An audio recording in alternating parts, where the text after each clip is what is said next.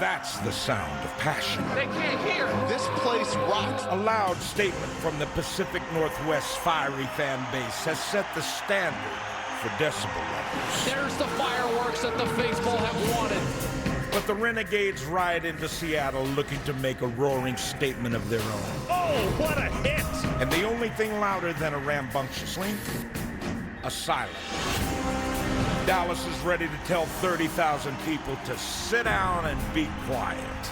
So what are we going to hear today? Wow, what a play! Electrifying! It's the Renegades and the Dragons, right now on Fox.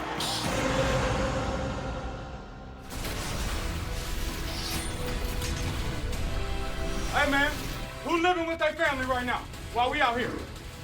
Nobody. This is the family. Yes, sir. Yeah. Family strong, family gonna eat. Yeah. Everybody sticking this thing together, we about to roll. Right. Division game on the road, right? All right, all day long. Great focus, great intensity.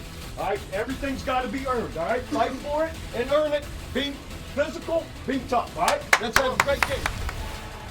Bob Stoops and the Dallas Renegades are ready to go into the Dragons' lair as they visit the Seattle Dragons here in Week 3 of the XFL on Fox.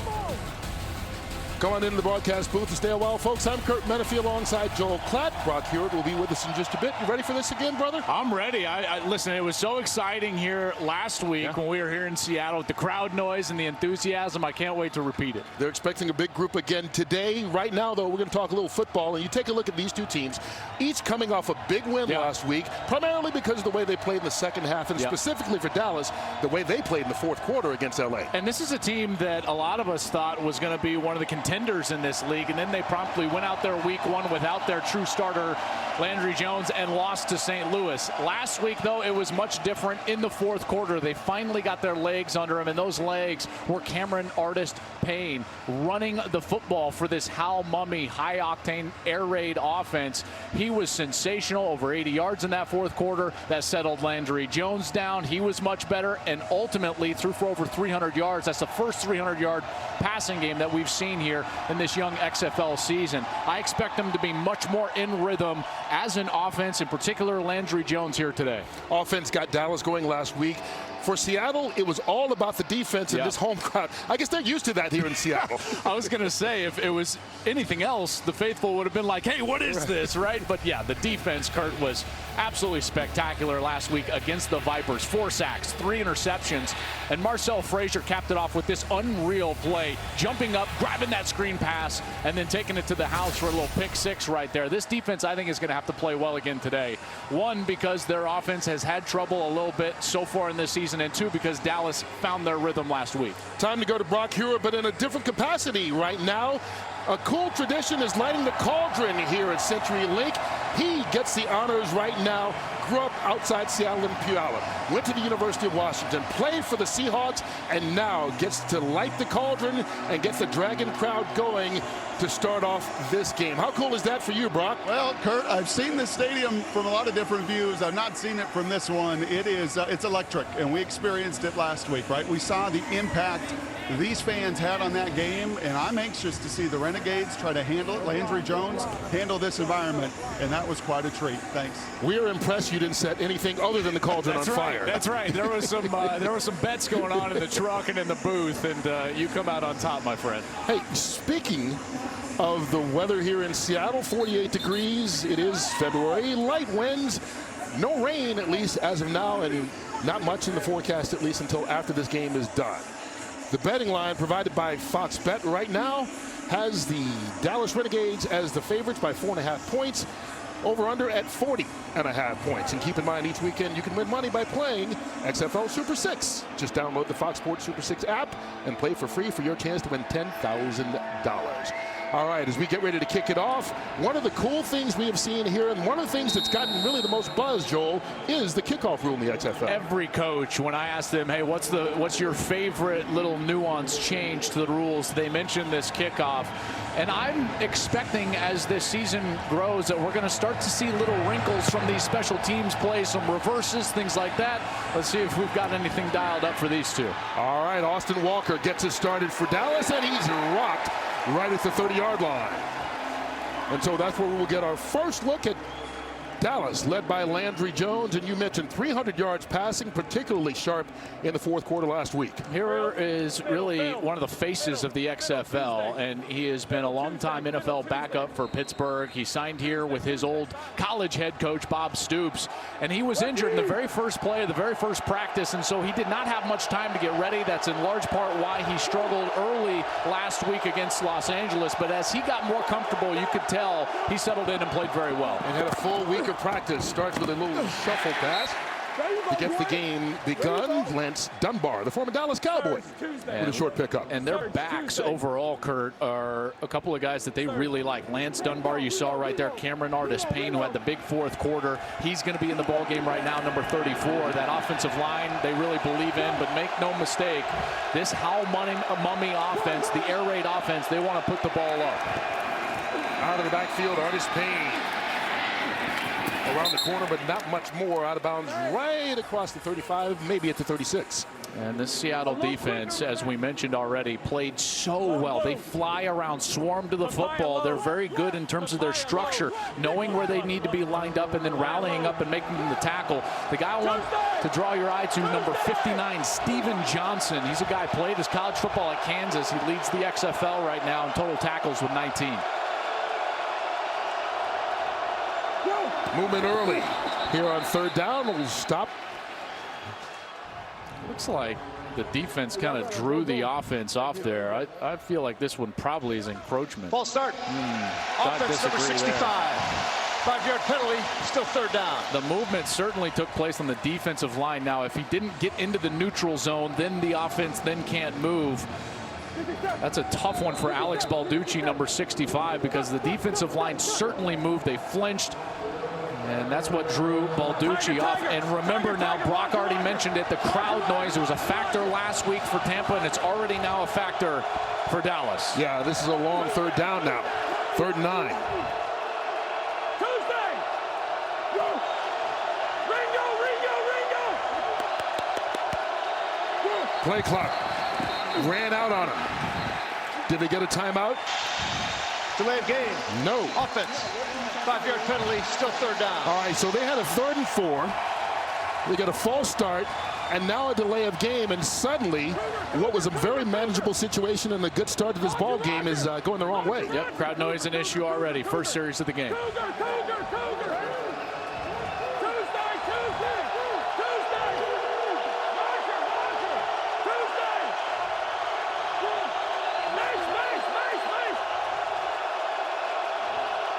Still looking to get it to the 40. Out of the backfield, absolutely nowhere to go. Steven Johnson wrapping up Cameron Artis-Payne almost as quickly as he got the football. And this is just an excellent job. Watch as Steven Johnson's in man coverage. And here he is right here. He's the linebacker right there. And he's just going to quickly read what's going on. Eyes all over the back, and he just swings right out there. Landry Jones panics a little bit in the pocket there. Gets it rid. Maybe a little hair early, but Jim Zorn knows who the real winner of that series was, and that was this crowd with that noise that made it tough on Dallas. All right, so Drew Gallitz, number 2 in punting in the XFL. Has plenty of leg room, but doesn't get a great kick. Austin Prohl gets wrapped up almost immediately. But still really good starting field position for Brandon Silvers in this Dragons offense. Brandon Silvers last week had a bum ankle, Kurt, and he did not get many practice reps at all. And then he faced one of the top defenses in the league, at least up to that point, which was that Tampa Bay Vipers defense, which is a very difficult structure to recognize from that back end. So the lack of practice time really affected his play last week. I expect him to be much better today. Got a full week of practice. And getting an opportunity to start now from the 43-yard line. Hey, 48. Hey, take it. Same. Go. 280. 280. False start called on Seattle. False start. Offense number 81. 5-yard penalty. Still first down. On the tight end, Colin Jeter. Just trying to use a little bit of a kind of a dummy cadence there, and it drew his own guys off. All right, 22 plant. 22 plant. Hold on, ready? Hey, catch 23. Catch 23. That's pop. That's pop. Hey, here we go. Go. Hey, 1 up. Blue 80. Blue 80. Get it off cleanly this time. Jaquan Gardner. And Gardner's tripped up in the backfield, falls forward. Ray Davison with the stop. This Seattle offense, among the offensive linemen, big addition this week. Dylan Day back from injury, did not play last week. He's the center right there in the middle. And then in the skill positions, it's really Austin Proehl and Keenan Reynolds. Those are the guys that they really trust in the back end. Keenan Reynolds is the guy that they try to target quite a bit. And here on a second down, I would not be shocked if they go Proehl or Keenan Reynolds right away. Quick pass, and that's Alonzo Moore instead. Breaks the tackle and picks up a first down. There's Alonzo Moore, played his college football at Nebraska, and it's just a quick slant. Watch as he sets outside, then he gets inside there, and he beats the corner. That's Treston Deku, played at Oregon State. Easy slant pass for Silvers, and good execution there for a first down. Gain of 15 yards on the play. Into Dallas territory. Set. Go. Hey, 80. Blue 80. Hut. Empty backfield. Draw play. Silvers. I don't think that run will go on his highlight reel. Almost like a busted play. This defense, though, really led by Deron Smith, the safety, number 31, Greer Martini, number 48. Hey, pro. And they've got a big job for Chris Woods, the defensive coordinator. He was a coordinator in small college football and an analyst for Stoops at Oklahoma before getting this job. Worked with him there and was at the University of Kansas the last couple of years. Got the call from Bob Stoops when Stoops got the head coaching job here with the Dallas Renegades. Silvers over the middle and caught by the tight end Connor Hamlet. And Hamlet going to be about a yard short of the first down marker. Good series here, good rhythm from Silvers, Jim Zorn, everybody here for Seattle. F left, 51 Bob. Tribe right, F left, 51 Bob. Snap it when he's moving. Hey, Georgia, 51 Bob. Hey, 48. This F left, that's the motion, so he wants him to snap this when the motion is still moving. He doesn't want him to get set. There he goes, good snap. And they hand it off. Kenneth Farrell. And Farrell got enough for the first down. And you see, they consider their running backs basically interchangeable. Yeah, and all three of them ran so well last week in that win over Tampa Bay as they move the chains now, and the faithful are letting them hear how they're playing. Farrell, Williams, Jaquan Gardner, they all had over 10 carries each. And really, Kurt was the catalyst to them coming back along with the defense and getting that win. Yeah, they ran 50 plays on offense last week. 31 of them were runs. So they don't mind grinding and, I guess we'd be grounding and pounding. Yeah, ground and pound. Here's Gardner back in and just lowers his shoulder. Give him 6. Boy, this run game was so good. Zorn knows it, wants to establish it. Jim Zorn, the head coach of the Dragons, also calling plays on offense. As for the third game in a row, his offensive coordinator, Mike Riley, missing because of a family situation. No, hey, where you going? Chill. Hey, push your leg. Bingo. Go. Play fake.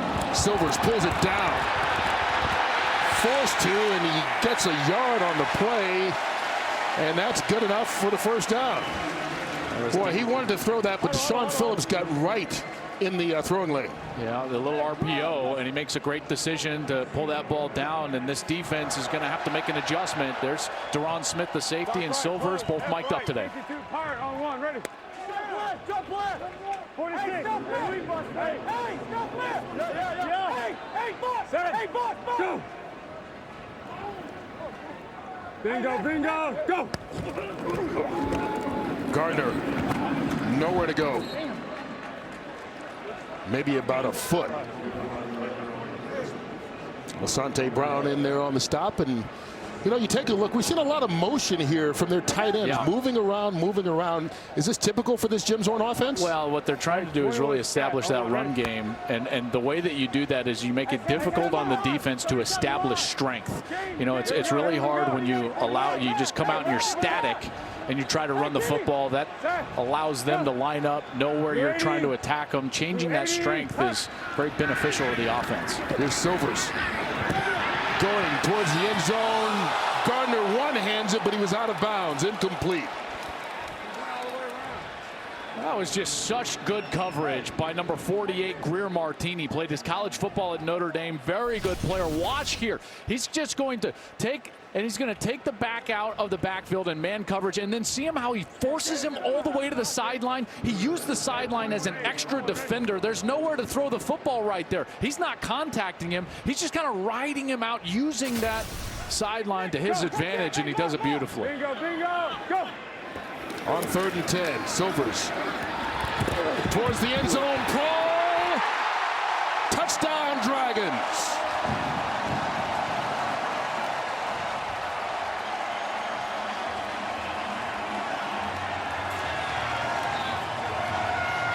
Austin Pro with the score. How about this from Brandon Silvers? You talk about some courage to stand in the pocket. He's going to get hit by 3 guys. Watch right here. He's just going to retreat just a hair to his left. And you're going to see 3 Renegades right here come free, and they're going to hit him, and he stands in there tall, delivers a beautiful ball right down the middle of the field, perfectly thrown, and Austin Prohl goes up there and makes a terrific catch in the end zone. That is a quality series on the opening drive of the game for these Seattle Dragons. And they decide to go for 2. Remember, 1, 2, or 3 points. It's your choice. For the 5-yard line, this will be worth 2 points if they get it. Silvers, quick pass. Broken up, incomplete, intended for Keenan Reynolds.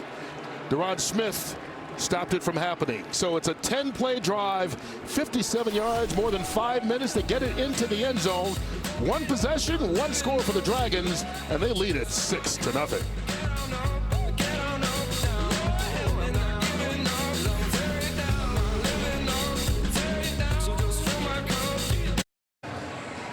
Well, last week it took Brandon Silvers 3 quarters to throw his first touchdown pass. Today, it took him 1 series. Brock? Your ankle was not bothering you. I know it was. Coach puts in QB draw the first, 10 plays? Tell me about that. Yeah, I saw it last night on the first 10 plays. I kind of like that because I get hit early in the game. It gets me into the game, so, I didn't mind that. You also told me I was holding the torch a long time. You weren't holding the ball. Tell me about the touchdown pass. Well, you had a workout out there holding the torch, so, this about the touchdown was a wide dig, double post, something that L.A. kind of ran last week, and we liked it, so we put it in. Well done. Great drive.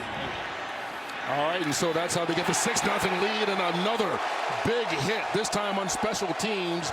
Jacquez Smith laying the wood, the former Tampa Bay Buccaneer. Woo! I tell you what, man, this Seattle team, they have come to life. Second half last week, defensively, the crowd noise. Check this out right here. Just right in his chest, bam. Wraps him up perfectly. Yeah, that's Durant Miles, actually.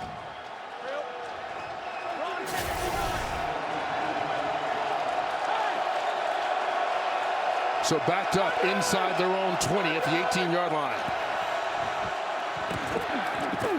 Short pass, Cameron Artis-Payne, and Payne gets just across the line of scrimmage and not much more before Steve Williams made the stop. Hal Mumme, offensive coordinator. Let's see what he's got going. Oh, he called it too quick. I do know that he loves his backs and he loves throwing to his backs. 4 pass attempts on the first 4 plays. Every single one of those targeted a running back so far in this offense.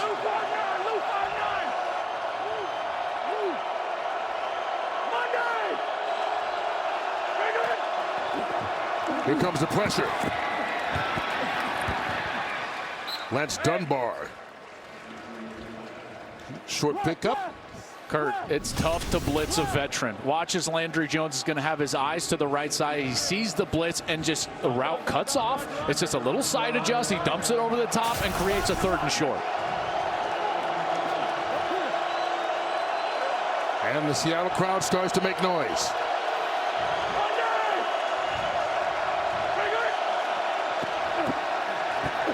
Up top, needing a yard. They don't get it.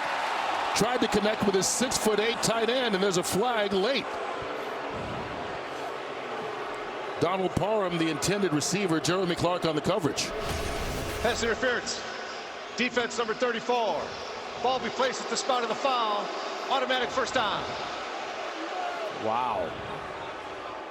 I thought that was pretty good coverage there from Clark. I guess the back judge threw that. It wasn't a side judge, and the back judge from his angle, I would guess, thought that he pulled that left arm back and tried to use that to draw even. But Jeremy Clark, he is playing very well for the Seattle team. He was one of the guys that was a defensive star for them last week, had 2 pass breakups and an interception in that win over the Vipers. And while every play is reviewable here in the XFL, pass interference is not one of those plays that you can overturn.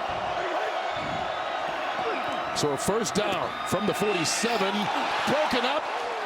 There's Steve Williams. Let's go back to Load Bluff. Load Bluff, blue, Load Bluff. This air raid system is legendary for its simple play calls. You don't get all that language that you get with other offenses. How does it help you as a quarterback? It's just simpler, everything about it. They only have a few number of concepts, which means that you're going to know exactly what your reads are. There's very little to think about, and you can focus on what the defense is doing. Gives you more time, apparently, at the line of scrimmage to change the play as well. Just getting that one off. To no avail, Lance Dunbar. Hit in the backfield once again, Steven Johnson. Let's go 61 chair. Open flip, 61 chair. Dog, dog, dog, dog, dog, dog, Roger, Roger, Roger, Roger.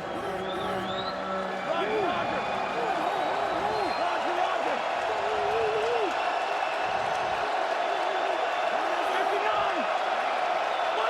59. Looking for the Seattle 42. Jones underneath, broken up pass was intended for Josh Crockett. Steve Williams with another swat away. This is an interesting situation. This is a 4th down and normally 4th and 14. Defense number 25. Ball be placed at the spot of the foul. Automatic first down. Well, I missed the flag. Another pass interference call on the secondary. Well, and that one he certainly did arrive just a little bit early and contacted the receiver, hindered the receiver's ability to go in and make that catch. And so now a couple of flags that have extended this drive. But now it's the pressure, I think, is still on Dallas. You've got to capitalize on some of these breaks that you're getting and some of the flags that are extending the offensive possession. Yeah, both those pass interference penalties on 3rd downs. Keeping the drive alive. And here's Cameron Artis-Payne. And he picks up 3 yards on the run. That run game was so good in the 4th quarter last week. Tiger, Tiger. And I know that the coaching staff wanted to try to feature it earlier in this game, but it's been a lot of Landry Jones so far. This is the team that throws the most passes per game than anybody in the XFL, which is absolutely understandable and expected with a Hal Mummy offense. And one of the more experienced quarterbacks as well. Here's Jones. Underneath, right at the first down marker. He can get up and run as no one touched Jazz Ferguson as he made the catch. Brock, I loved that timing from Landry Jones. That ball was out before Jazz broke out of his route, and I think that that rhythm that we saw late last week has established itself for Landry already. Yeah, and I think even getting hit a couple times, Joel, early on this drive, getting hit. You heard Brandon on the other side as a quarterback, and you know this. It can help get you in the game, especially as much as Landry's been out. But yes, much, much better rhythm. 14 yards and a first down.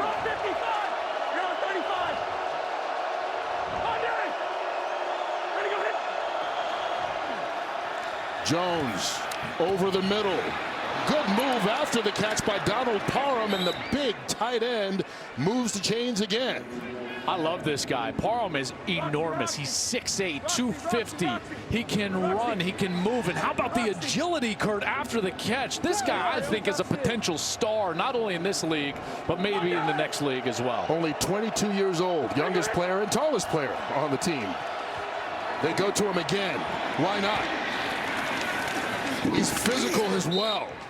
Good yards after the catch. Gain of 8. Brock, one of the toughest things to do is throw the ball short over the middle, but not when you're throwing to 6'8". Watch as Landry can just dump this off right at his face mask. It's over everybody. Yeah, he is gigantic. We're watching him in warm-ups. Throw in Jazz Ferguson at the bottom of the field here as well. 6'8", 6'5". You love throwing the big targets. Jones looking left. Oh, through the hands in and out. Jeff Badette couldn't bring it in. Badette, also an Oklahoma product, playing for Bob Stoops, his former head coach, like Landry is. Bob Stoops, head coach here for the Renegades, one of the most successful college football coaches that we've had in the history of that sport. All-time winningest coach at the University of Oklahoma. That's saying something. Not a bad program to mine players out of either. Here's Jones. Here comes the pressure. Underneath, good job reaching out and pulling it in, Flynn Nagel. And that's good enough for another first down. Yeah, and I knew it was a matter of time for Landry Jones. Last week was his first playing time in 777 days, and it was a matter of time. You know, the whole storyline of, oh, he struggled. I mean, he hadn't played. He hadn't practiced. Right. This is the rhythm that I was expecting for Landry Jones, and number 12 has established that here early. 11-yard gain. Here comes the blitz. They spot it. Ball pops out after the catch. Sean Price had it, and it looked like he fumbled. Ruling on the field is an incomplete pass. But they called it an incomplete pass, and this may be one that the replay booth wants to take a look at. Yeah, I think that they're going to have to look at this because he's going to have to establish control, then an element of time which allows for a football move. And I think because he bobbled it, Kurt, right away, there wasn't that element of time post-control that would establish him in a posture to make a football move, and so I think that was the correct call. Here we go towards the end zone. Too high for even the 6'8" Barb. I like that thought, though. I really like that thought, trying to sneak him just vertically right up the seam of that defense, and Landry just overshot him.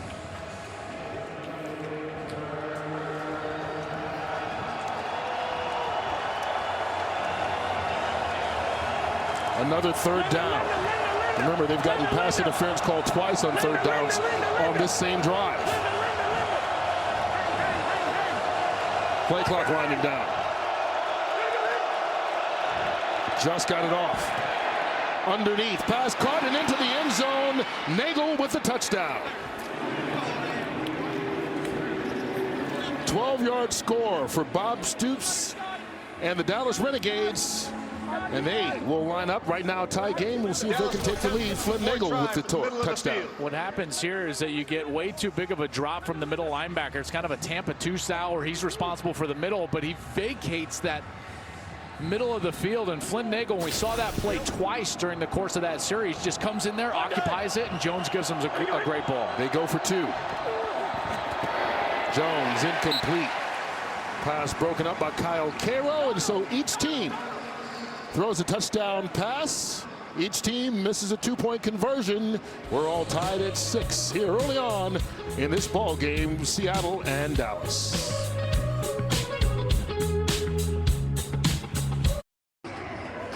Six here in Seattle after that long touchdown drive. Tell me about that conversation you just had with Hal Mumme. He was saying, hey, don't let them show you, but you want to see what they're doing defensively. So how do you walk that line? Yeah, there's for sure a fine line. And right now we want to play fast, so I think we're going to go out there and pick up the tempo for sure and not let them dictate to how we're going to play. But you also continued that rhythm you found in the fourth quarter. Your legs underneath you. How'd that drive feel? Yeah, that one felt better. I mean, I don't know. I'm starting slow early in games. I just got to get into that rhythm and get going and play faster. I just kind of want those things right now. I don't know. I got to get out of that funk. Playing with tempo and speed on both sides. Thanks, Landry. All right, thanks a lot, guys. Flag down on the return by John Santiago. And we'll see what Brandon Silvers can do. Holding, number 34 in the return team. 10 yards from the spot of the foul. First down.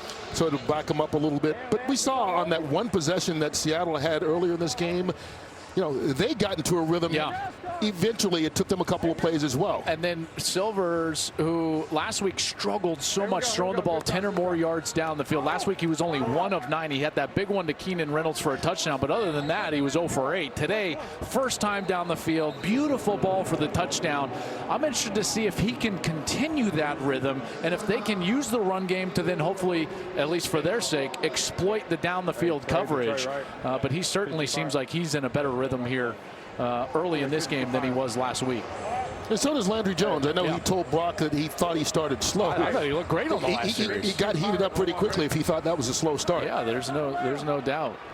Maybe he just doesn't feel quite like himself yet still after that injury, but he certainly looked good on that last series. Bingo, go! Second time Seattle has had the ball. This is Trey Williams, the third running back, getting in and getting a little bit of action. Love that block from the wide receiver. Came all the way down. Got the safety. Deron Smith blocked up. Jim Zorn's got to be happy with the way that they've been able to run the football here. And establish some rhythm with that offensive line. Hey, Billy Cannon! Hey, Billy Cannon! Billy Cannon! Hey, star! Bingo, go! Most likely the final play of this first quarter, Williams again, and Williams going to pick up 4 yards on that run, and that will do it. Each team has had the ball twice. Each team has thrown a touchdown pass. Brandon Silvers to Austin Prohl, and then Landry Jones and the Renegades answered, hooking up with Flynn Nagel, and it's a 6-6 ball game after 1 period here in Seattle. Tomorrow, professional football returns to St. Louis as the Battlehawks have their home opener against the New York Guardians. That's at 3 o'clock Eastern on ESPN. Then over on FS1, the undefeated DC Defenders, led by Cardell Jones, will take on the Los Angeles Wildcats. That's at 6 p.m. Eastern. XFL football on ESPN and FS1. Of course, we are here. The second game of the Saturday doubleheader, 6-6 right now in Seattle. And you take a look at it, Joel Klatt. Stats pretty much what you would expect in a tied ball game here after 1 quarter. Yeah, and it's really been a contrast in style. Seattle, 8 rushes, only 4 passes so far. Dallas, 14 passes, only 2 rushes. So you get a sense of how each offensive play caller is trying to attack the defense. 3rd and 1. Farrell gets it, and a couple more. 2-yard gain and a first down. Let's go to Zorn. 11 personnel, double right. 22 plant, Adam. Double right, 22 plant, Adam. Okay, so 11 personnel for those at home. That's talking about the number of tight ends and backs that you have in the game. So you have 1 tight end, 1 back. That means it's going to be a 3 receiver set here. Blue 80, hot! And Trey Williams is that 1 back. Can't find anywhere to cut back. And he is bottled up. Going to lose yardage on that play. A loss of 2. You know, we mentioned earlier about Jim Zorn calling the plays, which was not the plan week 1. H right, 22 scat, Hank. Double right, Chuck, H right. 22 scat, Hank. Hey, 22 scat, Owen, ready? Talking about Mike Riley was the original offensive coordinator. He's had some family issues, had to step away. So Zorn now stepping in as the primary offensive coordinator and play caller and head coach here for the Dragons. Silvers running. Flags down as well as he takes a big hit along the sideline. And that one will be coming back. Hold on. Hey, Ray. It's like Holding. Offense number 77. 10-yard penalty. Repeat, second down. Quintarius Eatman played his college football at South Florida. He played in Canada for the Hamilton Tiger Cats. Undrafted free agent by Oakland back in 2015. He also had some time with Carolina in 2018. And now here playing for Seattle. The normal left tackle is Isaiah Battle, who also had time with the Seahawks. But Battle has been battling an ankle issue and is not on the field.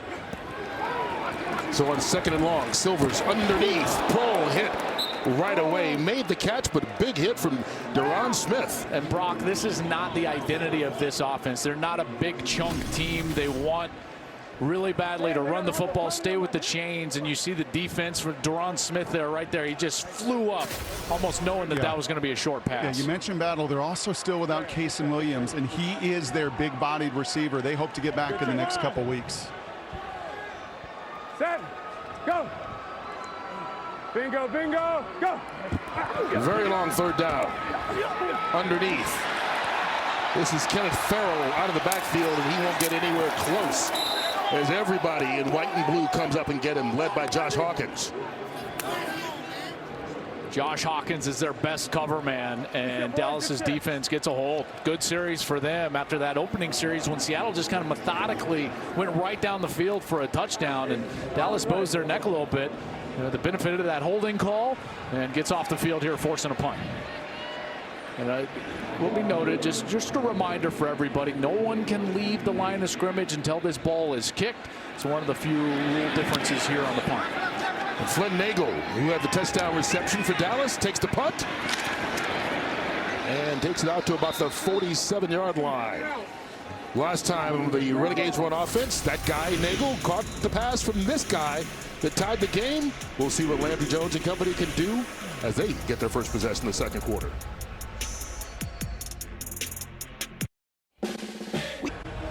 All right, Wilder and Fury got together December 2018. It was one of the best, yet most controversial heavyweight fights we've seen in a long time. Since that moment, everybody's been waiting for the rematch. It happens tonight, 9 o'clock Eastern, 6 Pacific. Buy it right now on pay-per-view or the Fox Sports app. I can't wait for that one. That one's going to be awesome. Can't wait. Hopefully I get home in time. Check that out. Well, you know, by the time they make the ring entrance, your flight will land back in Los Angeles. First down for Landry Jones and the Renegades. Good field position from the 46. Little shovel pass. They call it incomplete because it's a pass, and it went through his hand and hit the ground. It's an incomplete forward pass. Second down. Trip 6, play fast. See him, he wants him to play fast, and it feels like Landry said they were going to get a little tempo, but as a veteran quarterback, in particular an immobile veteran quarterback, the biggest asset Landry Jones has is his mind. And the more information he can get out of the defense before the snap, the better. So this is a little bit of a, if I was Landry, I would not want to play fast. And you see right there, he certainly took his time. Oh, steps away from the rush, goes downfield.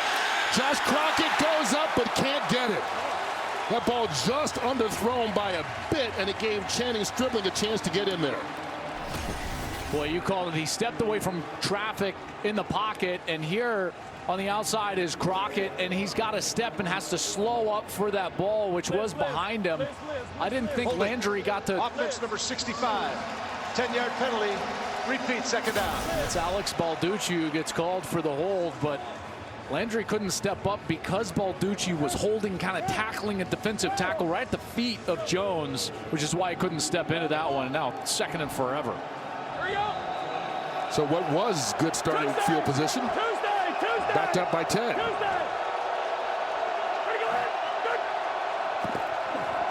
Here comes the pressure. Jones to Dunbar out of the backfield. Lance Dunbar cuts it back and picks up 8 of the 10 they lost on the penalty. Big third down here. Dog. Linda. Ruby. Through. I'll play fast, open 6. We keep hearing Mummy say play fast, but it's like a chess match between himself and his quarterback. Yeah, again, you know, for a guy like Landry, his biggest asset is information. Jones over the middle, overthrows Parham, incomplete.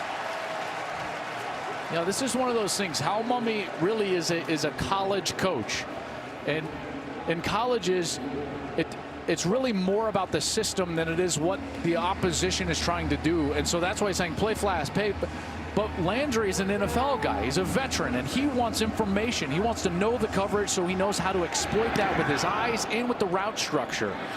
I would lean more on Landry's side here. I think information would always be the bigger asset for a quarterback with the mobility like Landry has, or lack of mobility, versus just playing fast to play fast. All right, earlier today, the Houston Roughnecks remain undefeated They go to 3-0, knocking off the Tampa Bay Vipers in what was a good game, 34-27. But look at the numbers once again put up by P.J. Walker. 3 throwing touchdowns and 1 running. And another big day from Cam Phillips. Second week in a row, he's got 3 touchdown receptions. Boy, Cam is such a good player on the outside. And P.J. Walker right now is starting. I know it's only been 3 weeks, but I mean, he's starting to run and hide in this MVP race, you know, in the XFL. He's been absolutely sensational. Cam Phillips may be his biggest competition right now. That's a good point. There's Kenneth Farrow on first down. Gain of 4.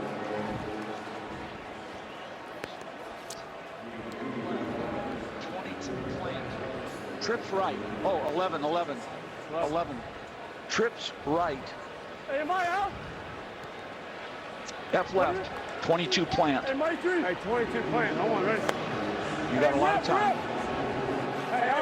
Which is the opposite of what we heard on the other sideline. That's right. This is take your time. A little more methodical. Blue 80. Blue 80. Hot. Draw play to Farrow. Cutting back. And Farrow going to pick up 5 yards and be just short of the first down, looks like. You know, and what you get here as an offense, you want to dictate to the defense what's going on. Well, Seattle is doing that. Jim Zorn's doing that through movement and motion. While as Hal Mummy for Dallas, he wants to do that through tempo. And both guys are trying to dictate to the defense what's happening and how it's happening. And Seattle's just doing it in a much different way. Quarterback sneak for Silvers. And he gets the first down. I want to ask you about the play calling of Jim Zorn here. We mentioned earlier that Mike Riley was the offensive coordinator. He was expected to call the plays, but they kept Riley's terminology, and Zorn is the one that's calling the plays. Does that create a challenge for him? It's tough. Everything is about language. This is not his native language, if you will. Zorn's more of a West Coast offense guy. Mike Riley's offense is very specific, and in order not to cloud the minds of his players, Zorn adopted that language when Riley had to step away. And so it's actually Zorn with the learning curve with the language of this offense versus the players on the field. They're going to get some free yards here, it looks like. And Brock, that's difficult for him, and he's talked to you about it. He was former coach of yours back in your career. Came across the line of scrimmage and made contact with the center. 5-yard penalty. Still first down. And he's still learning in meetings. He is. It was fun. I got a chance on Wednesday to sit in their install meetings, and it was actually a bunch of the players. Prohl, Keenan Reynolds, they're all working in this together. There's not an arrogance. It's not a dictator like this is my only way to do it. They're all still working through that language together, a testament to his unselfishness. Oh, Silver's on the keeper. Tries to dive forward and reach for the first down. Going to be just short, but I don't think many people expected that. No, they didn't. Zorn dialing some stuff up. Let's see what he dials up here on a 2nd and short. Let's go trips right. Go trips left, 21 thump. Hey, trips left, 21 thump. That's a run play. 1 to me means it's an odd number. It's going to the left, 21 thump. You're probably going to get something around here. Started to the left. Farrell cut it back up and gets the first down. I love Zorn's rhythm right now. I love listening to this. Simple play calls dictating with motion and movement. Hey, hippos on, hippos on. Hey, 52 F Ranger on one. Sell it now. Hey, 48. So far, they've run the ball on 15 of 21 plays. Go. Lady. Lady. Hot. They fake it. Silvers fires that one and is picked off. Off target, right into the chest of Josh Hawkins. There's a late flag as well. And some pushing and shoving going on, and another flag comes out.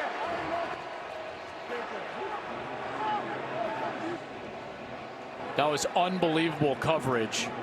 Some frustration there from the center, Dylan Day. He came in with a late play hit. is an interception. There are 2 fouls on the play, after the play, 1 by each team. Personal foul, unnecessary roughness. Defense, number 20. Personal foul, unnecessary roughness, defense, number 58. Those penalties offset. First down. And so a turnover. First of the ball game. Brandon Silvers put everything he could into this one. He was just way off target.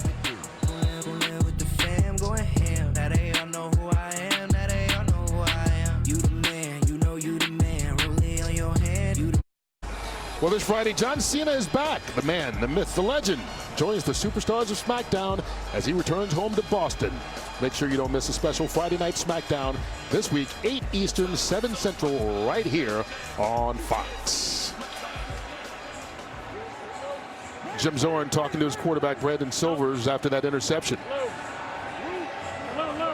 Gives Dallas the ball at the 40-yard line. And you got to figure Dallas has to look for a little bit of balance. 19 plays, 17 passes, only 2 runs. And that one swatted down back to Jones. You can throw 2 forward passes in this league, and he does, and connects with Lance Dunbar. Unbelievable savvy from Landry Jones. Hop, stoops, loves it. Ball is batted back to him, and as long as that first pass is caught behind the line of scrimmage, you can throw it back down the field, and Landry Jones, knew it right away. His eyes stayed downfield. Here's the batted ball. It comes right back to him, and since he's behind the line of scrimmage, he's like, okay, here we go. Bang, eyes downfield, and he finds a completion. Just like they drew it up. That's right. Even he knows. I think there's a discussion right now about... Ruling on the previous play was 2 forward passes during the same down. The first pass was batted back to the quarterback at the line of scrimmage. The second pass was beyond the line of scrimmage, which makes it a legal play. First down. So that's why I don't understand what the discussion was. Well, I think what they were trying to discuss is where it was actually batted. Because I would assume, and we'd have to get Dean Blandino's explanation on this. Good point. If it goes beyond the line of scrimmage and then it's batted back to Landry Jones, at that point, I don't know if it would be a legal play. But again, I would need clarification from Dean Blandino on that. Good point. He can't cross the line of scrimmage. They gain 15. That one caught by Jeff Badette. Let's go back to Los Angeles and bring in Dean Blandino. Dean, is that an accurate description? If that ball would have passed the line of scrimmage, then he could not have thrown the second forward pass. Correct, yeah, and that's what they were discussing. Did the original pass cross the line? As long as the ball doesn't cross the line, you can throw 2 forward passes, which is what happened there. Well, this one, just 1 pass down the sideline, incomplete. And Dean, is that reviewable? Whether that it is reviewable. Okay. Yes, it is reviewable. Okay, so great discussion by the officials there, getting it right, and great sense from Landry Jones to keep his eyes down the field and execute that play, knowing the rules of the XFL. Which is so different. I mean, you grew up playing Pee Wee football, high school, college, in the NFL for 4 seasons, and you could never do that. So the situational awareness, really good by Jones. And we have movement there up front. Question is who moved first.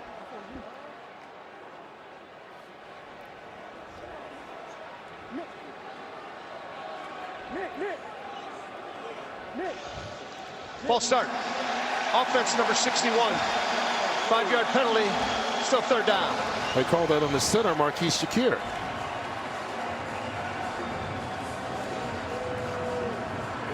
And he's one. I'm the center. How do I get a false start here?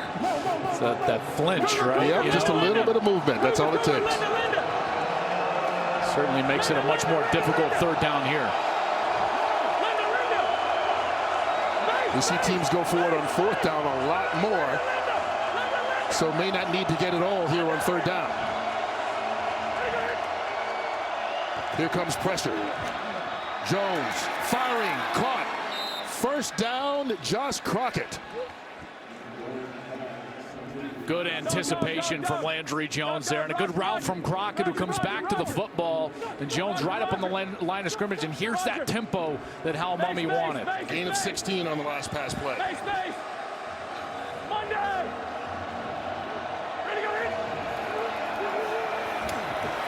Jones got a man over the middle, Flynn in and out of his hands, and intercepted. Godwin Ikwebuike with the pick. And Flynn Nagel just couldn't corral that one in. It was coming with a bit of smoke right through his fingers. and into the arms of Igwebuike. And I thought it was great coverage, too. Watch this Steven Johnson, number 59. He's going to be running right down the middle of the field. This is a linebacker here, matched up on a wide receiver, and he's right there. That's such a tight window to throw the ball for Landry Jones, and because of that, it's tipped up. You see that left hand in there as well, and Igwebuike comes away with it on the tip drill. And the Seattle defense, again, Kurt, just like they did last week against the Vipers, coming up big here with another turnover. Oh, the mask, the Dragons mask on the turnover mask makes its way. Seattle, this is their first. Seattle takes a timeout, and we saw that come out last week when they had the 3 turnovers, and Igwebuike gets it first today. But how many times, Steven Johnson, have we called his name? I mean, he's batted that ball that Landry wound up throwing in. Back in coverage this time. We've seen him put pressure. This is a guy who played in the NFL for several seasons, 3 years with the Denver Broncos. But he's shown the ability, comes in leading the league in tackles, that he may be among the best defensive players in all the XFL. Brock, you're with him. He's been playing great. Yeah, I think that's an understatement. Hey, Steven, take me in that last play. How do you know that ball was screaming by your head? I didn't. I was just playing my technique, and I seen his hands go up, and I split them, and then 3-5 made the play. That's how we play, man. We play together, man. We a team. You know what I'm saying? I did my job, batted the ball in the air, tips and overthrows. You got to have those. Tips and overthrows. Got to have it. Thanks. I love it, and what a great story. As he's going to turn 32, like you mentioned, kind of a veteran guy. Didn't really have a lot of offers out of high school. Ended up walking on at Kansas. And then a great story here. One of his teammates and roommates at Kansas was an undrafted player that was having a lot of success in Denver named Chris Harris Jr., and he convinced the Broncos, hey, you got to look at this guy. He was my college roommate, and that's how he wound up in Denver, played for a couple of years there, now finds himself in the XFL. He's the league's leader with 19 tackles coming into this week, and that was just such brilliant coverage. And like he said, he didn't see the ball, but what does he do? Trust his coaching and his technique. He puts his hand right through the hands of the wide receiver, and he gets a tip. And so after the penalty, the Dragons take over following the pick. Deep in their own territory, high pass pulled in by Austin Prohl.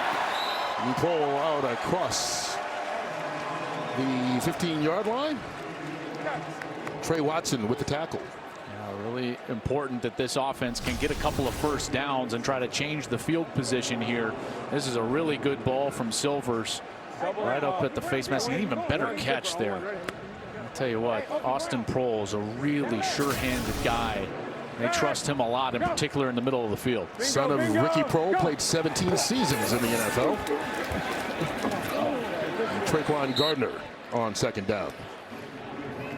I want to go back to the coach-quarterback communication after the pick on the last series. Listen to Jim Zorn talking to Brandon Silvers.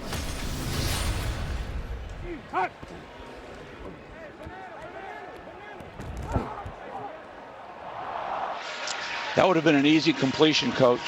So don't even sweat it. The receiver has got to come back to the QB, right? All right. Here's why I love that. And coaches out there of all levels, listen to me right here. Coach with information, not volume. Keenan Reynolds, first down. Settles his quarterback down. Now Silvers stays in rhythm, and he's like, don't worry about it. Here's what happened. Your wide receiver didn't come in. Not your issue. We'll go back out there and try to execute better on the next series. And what does he do here on the next series? He comes out here, and he's the same guy. He's able to throw on time. He's delivered a couple of accurate passes, and they've got those couple of first downs that I talked about them needing to change the field position here after being backed up. 9 yards out to the 27-yard line. Gardner, pardon me, is Trey Williams with the carry.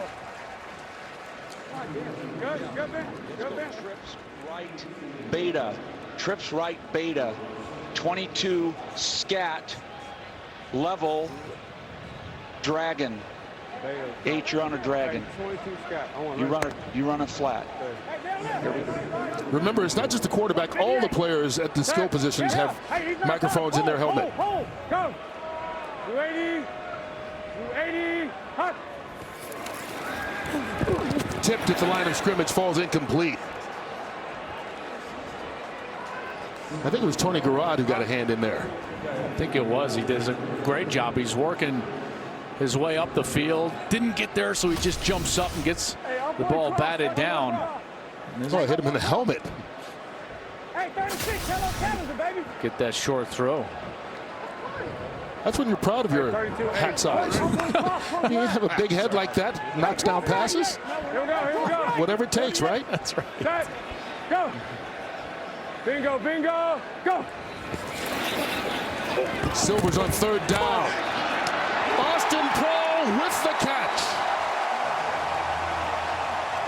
Another big conversion. And so far in this game, the Dragons are 6 for 7 on third downs.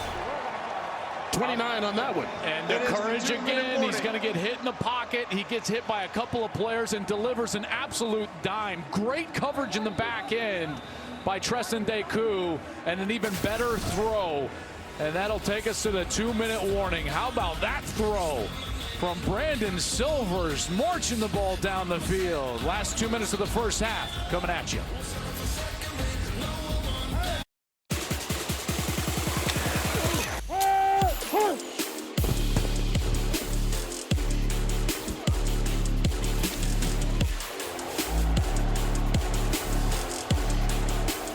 An entertaining first half so far, all tied at 6. Brandon Silvers and the Dragons already put up better passing numbers than they did for the entire game last week. And remember, last week he had no practice time with that beat-up ankle, and now he's got a week of practice, and we've seen him run a couple of times, so they're using some of that mobility. This one right here, I get the sense Brock letting us know it might be a little zone read here. And he hands it off instead. Daquan Gardner. Big run for Gardner. Gain of 12, maybe 13. Regardless, it moves the chains.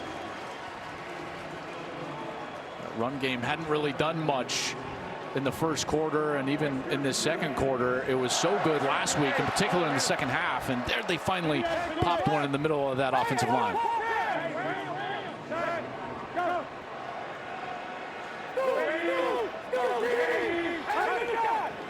Silvers has time. Going deep, wide open. Keenan Reynolds with that ball underthrown. Flags down as well. It gave Donatello Brown a chance to get there, but may not have been quickly enough for Brown to avoid the flag. I don't know. This is not interference. There really wasn't contact, but I think what they're going to call here on Deron Smith is watch as Deron Smith, personal the safety, foul. Comes in right here, personal roughness. To the head. Defense number 31, helmet contact. 15 yards from the previous spot. Automatic first down. And that's exactly what they call on Smith. Yeah, and Reynolds certainly gets afforded the defenseless player type of posture there, and then Smith goes in high with kind of that launch mentality, and Smith is going over to try to talk to the official, but I thought that was a really good call there. Even though he led with the shoulder, he led high to the head or neck area, that defenseless player, and that's certainly the protection afforded in modern day football. So it spots the ball at the 14-yard line. Silvers pump fakes. Looking for a man and wisely throws that one in the dirt, but there's another penalty marker.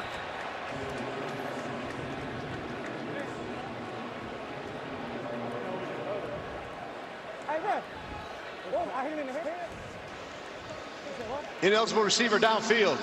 Offense number 73. 5-yard penalty. Still first down. Ruling on the field to an incomplete pass. It's interesting here. That was a run play, and so the offensive line was just blocking the run. He went 3 yards or more, and all right, here gets we go. That call. Let's go. Motion home. Trips right. 21 scat. H jerk. Hey, 21 scat. Motion home. Trips right. 21 scat. H jerk. Let's run. Hey, Ram, go. You ready? You 80. Here's Silvers. Over the middle, into the end zone. Kenneth Farrell with the touchdown.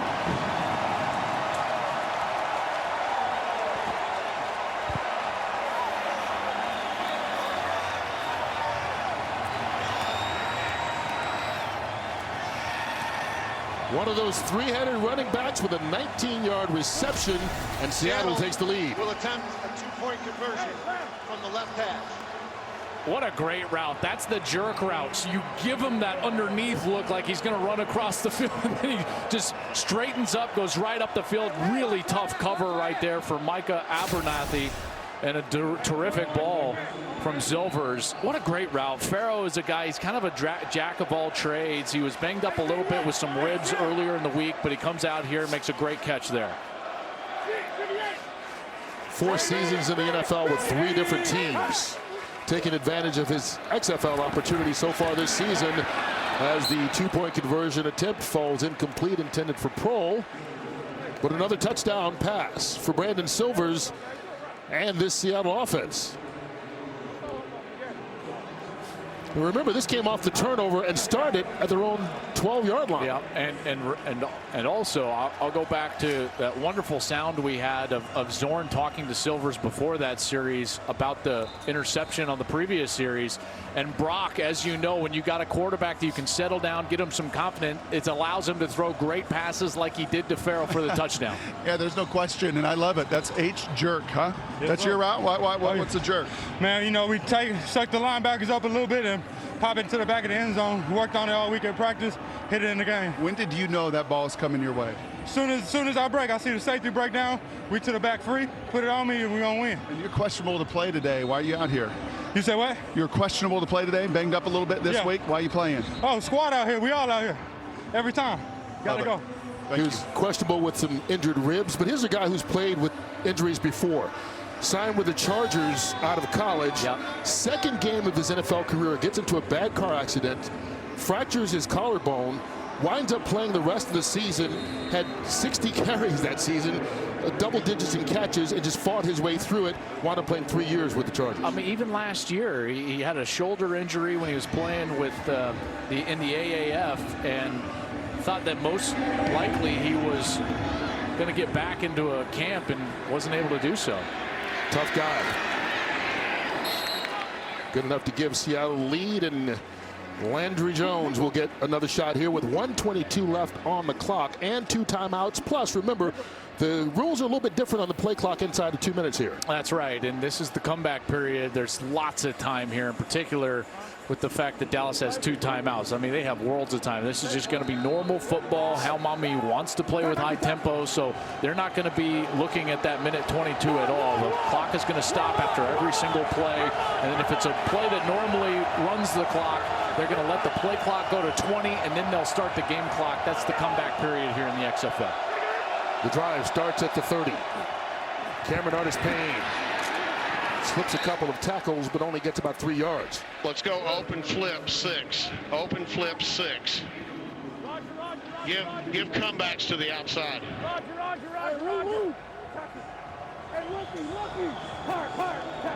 Lucky.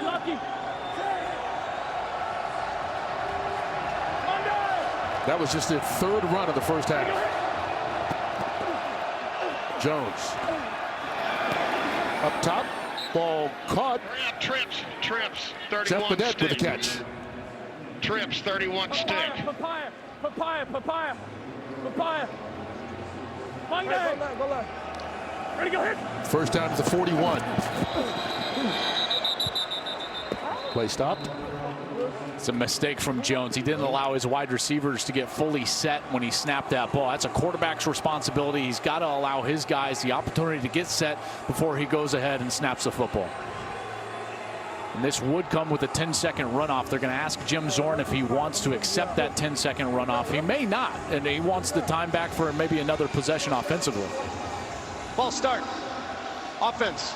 Not all 11 players were set before the snap. 5-yard penalty, still first down. That penalty qualifies for a 10-second runoff. Dallas has chosen to use a timeout to avoid it. First down. So here's the process. It goes over to Zorn. He says, yeah, I want to take the 10-second runoff. And then it goes back over to Dallas and says, hey, do you want to take a timeout to avoid the 10-second runoff? So you get all the coaches' decisions there just based on those 10 seconds. And so Dallas will call that timeout. They still have 1 left in a minute 4, which is an eternity with the way that this clock works. And that is one of the advantages of keeping timeouts, despite the fact that the clock stops inside the 2-minute warning. It does save you opportunities like that to keep time on the clock rather than losing the 10-second runoff. All the coaches have said if you have 2 timeouts in entering that 2-minute warning, you got too many. So there, Dallas had 2 at their disposal. They'll certainly use one of them to save those 10 seconds. So it's probably a good thing they had 2 in that case. There you go. nothing's 100%.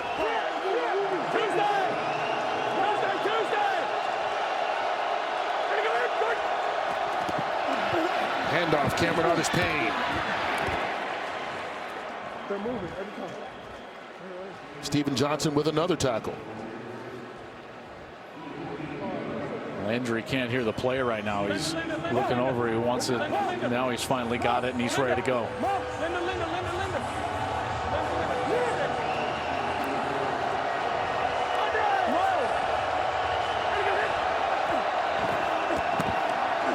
Jones has all kinds of time running down the sideline. He threw that one way too short. Channing Stribling with the interception. I mean, he had Jeff Badette, but didn't get it there.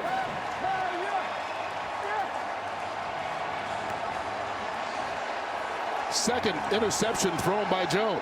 Badette is a speedster, and he certainly needed to get rid of that one, not only on time, but with a lot on it. But there was pressure in his face. The Seattle defense, again, getting the turnover, which means you know the ski mask is coming out. But watch the pressure as it gets into Jones's face. Right here, he can't step all the way through, so he kind of fades away from it. It's certainly short of Badette, who can absolutely fly. And then it's a pick right there as Channing Stribling is there. And Landry Jones, frustrated, knows he made a big mistake there with a lot of time on the clock, a quality drive going. Certainly should have gotten some points out of that series. And was that 59? Steven Johnson again bringing pressure? Guy's flying around. He's one of the best defensive players in this league so far. Bingo, bingo, go. And so Brandon Silvers will try and make something happen. Needs to get rid of that one and just throws it away. There's the turnover mask. 5th interception this season.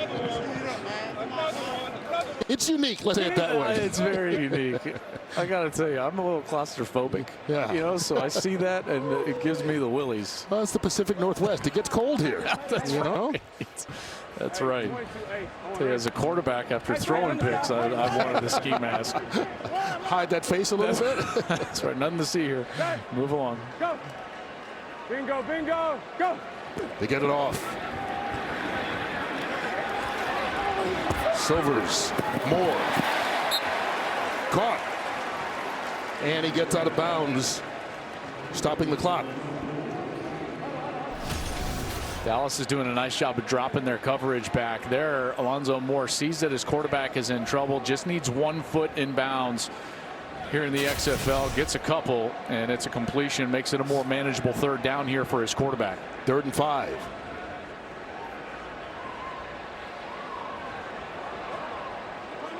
And they have to call a timeout here as the play clock was winding down. They were still in the huddle. Seattle, their 2nd and final timeout. All right, let's see what they decide to do here.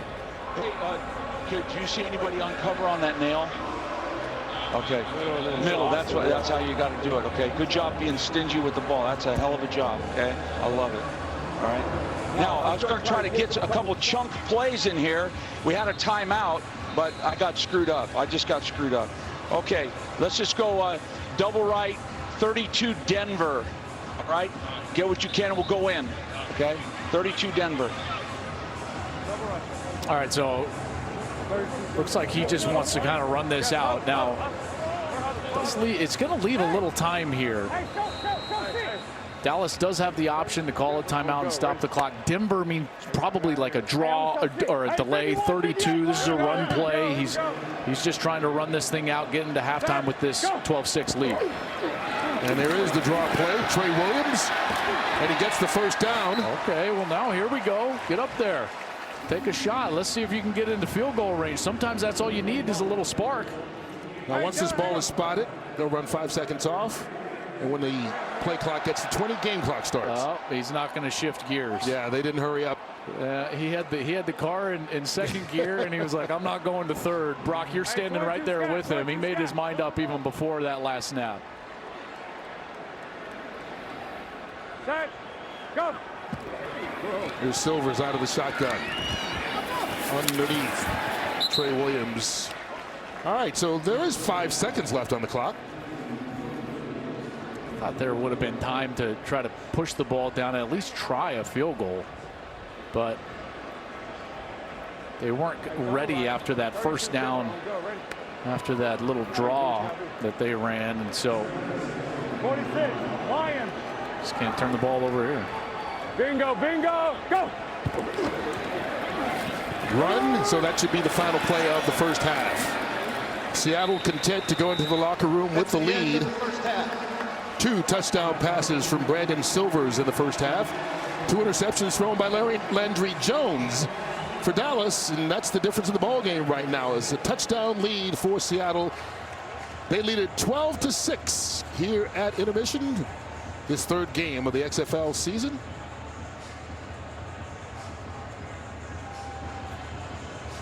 Brock Hewitt. With Brandon Silvers, got a couple touchdown passes in that first half. You were able to practice all week. How much of a difference does that make? It makes much of a difference, as you can. So, you go out there and practice 3 times a week and not just one. Feel pretty comfortable out here. Biggest thing you saw from them in that first half that maybe you didn't expect, or some adjustments here at halftime? No, I'm seeing everything good. We just got to keep it going. We're up 12-6 right now, so we got another, second half going. So we just got to keep pushing and keep scoring points. I know halftime's in a hurry, so get to it. Thanks. Yeah, halftime is a hurry. Only 10 minutes on the clock, so don't go too far. Second half coming your way 10 minutes from now. We'll see if Landry Jones and the Renegades can catch up with Jim Zorn's Seattle Dragons, who lead it 12-6 here at halftime.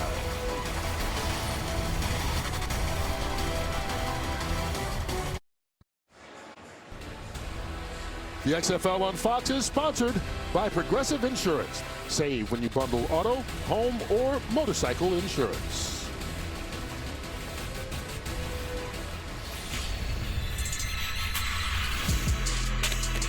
Hey! Who we got? Tiger, Roger. Tuesday.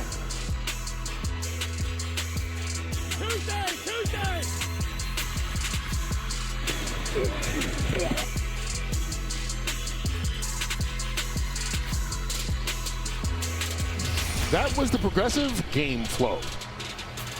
Game right now, 12-6 as we get ready to start the second half. Seattle gets the ball first, but let's check in with Brock Hewitt, who's with the Renegades, head coach Bob Stoops. Well, Coach, what were the takeaways from the first 30 minutes of play? Inability to run the ball on offense has put us in the hole. We've been inconsistent offensively. And then, we get in the red zone, the 1 turnover, they deflected. Good play on their part. And defensively, it's been 3rd downs. We've played pretty decent defense, and 3rd down has killed us. 17 of the first 19 plays were passes. How much of the run game are you going to focus on here in the second half? Well, we'll see. It depends on also if they're giving us, some of it. Some of it depending on how they play us, but hopefully we'll be able to, use it some more. Your first time in this building, what do you think? Yeah, it's an awesome place to compete and play, so great stadium. Yeah, great stadium. Well, good luck in the second half, Coach. All right, and so Landry Jones and Dallas Renegades trying to just get something consistent going. Now, this is a team that came in the #1 rushing team in the league, 154 yards last week even. Yeah. And right now, here as they get ready to start the second half, they've run for 9 yards. Well, and that was really the story of week 1 and that loss to St. Louis. And I know that they want to run the ball more, but unfortunately, here's the thing about this offense, this air raid offense. They don't run the football unless the box count gives them the ability to run the football. So it's a very different proposition than what Seattle uses. Yeah, and I'll have to wait right now as John Santiago will get the Seattle Dragons started just across the 25-yard line. We had a chance to hear from Stoops with Brock. Let's hear what he told his team at halftime. Just like last week now, compete to the end, right? Everybody fighting together to the end. We'll make the plays we need to. Defense, just be better on 3rd down. All right, let's go. Offense, take care of the football. Come on now, let's fight our ass off. Finish this game. Got to earn it, right? All right, let's go. Get a break. Let's go. He started by challenging the defense. They're on the field first. Hey, Georgia. Seattle starting at the 26. Little handoff, K1 Gardner. And the defense responds rather quickly. Mulling, I think, is what that is called, as he stands there and listens to the calls on defense. made by his coordinator, Chris Woods. All these players rave about playing for Coach Stoops. He's a player's coach. He's been so successful. He understands the timing of messaging to build a culture and a winning culture. We'll see if they can respond here in the second half. Gardner again. And Seattle comes out of the gate with back-to-back runs. Well, it's interesting, this Dallas defense, they kind of changed up their defensive look here. Now they've gone to this one that was more of a 3 linebacker look rather than that 3-4 that they were using a little bit earlier. That would suggest, if I'm Jim Zorn, lean into that run game. You know, it's almost like they were giving it to him. And on 3rd and 2, Brock, I got to assume that they're going to sit there again with that run game. Yeah, they are, but you're going to see a little pass here. Again, more movement, Joel. You made a great point about how much pre-snap movement here from these Dragons. This would be a little shallow cross route. Yeah, Alonzo Moore goes in motion. Silvers behind Reynolds, and Reynolds going to be right at the first down marker. It looks like he got enough.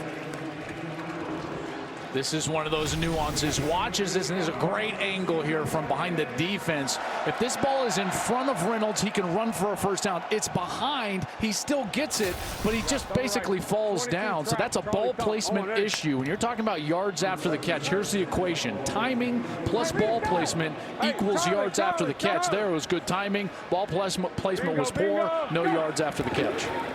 Here's Gardner again. And Gardner lost the football, but it was after the whistles. They call him down by contact. Gain of 4. Runner's forward progress had been established in the field of play before the ball came out. 2nd down. Dallas fighting for that ball, as they should. But certainly it was after the ball carrier was down, and Seattle now has this 2nd and medium. This is a perfect down and distance for a quarterback. Everything is at your disposal. You can run it, you can throw it, you can do anything you want. Looking to throw it. That one tipped maybe at the line of scrimmage and goes fluttering over to Keenan Reynolds, and he can't pull it in. We saw this on the interception. Dallas is sitting on these routes. Okay, Seattle does not have a deep threat. Now, they hit a big one last week to Keenan Reynolds, but that was more of a structure deal on a big post. They don't have a guy that can just take man-to-man coverage and beat him over the top. And Dallas has adjusted to that, so they're sitting on all these routes. You're going to see that during the course of this. If Seattle wants to get a big one over the top, they're going to have to double move or do something to get those receivers loose. Silver's on 3rd down again. They convert again. Keenan Reynolds, they're 9 of 10 on 3rd downs in this ball game. That time, 18 yards. And it's exactly what Bob Stoops was lamenting at halftime was their 3rd down play. First thing is clean pocket. Silvers has all the time in the world. Surveys from right all the way to the left. Great look right there. Gets back to the left. Wide open Reynolds on just a curl route. Kind of a breakdown in coverage there from the back end, and it's an easy conversion. From the Dallas 42, Trey Williams. Looked like he was almost surprised he got through that hole, kind of dancing around. Double, no, let's go. Trips left, we're on the left hash. Let's go. Trips right off, 22 zipper. Trips right off. Hey, 22 zipper on go, right? You said this is not his native language. No, there you go. You saw that right there. Zipper, but based on that first half, it looks like a little zone read here. Watch Silvers trying to read this left side defensive end. There's the read, and he keeps it.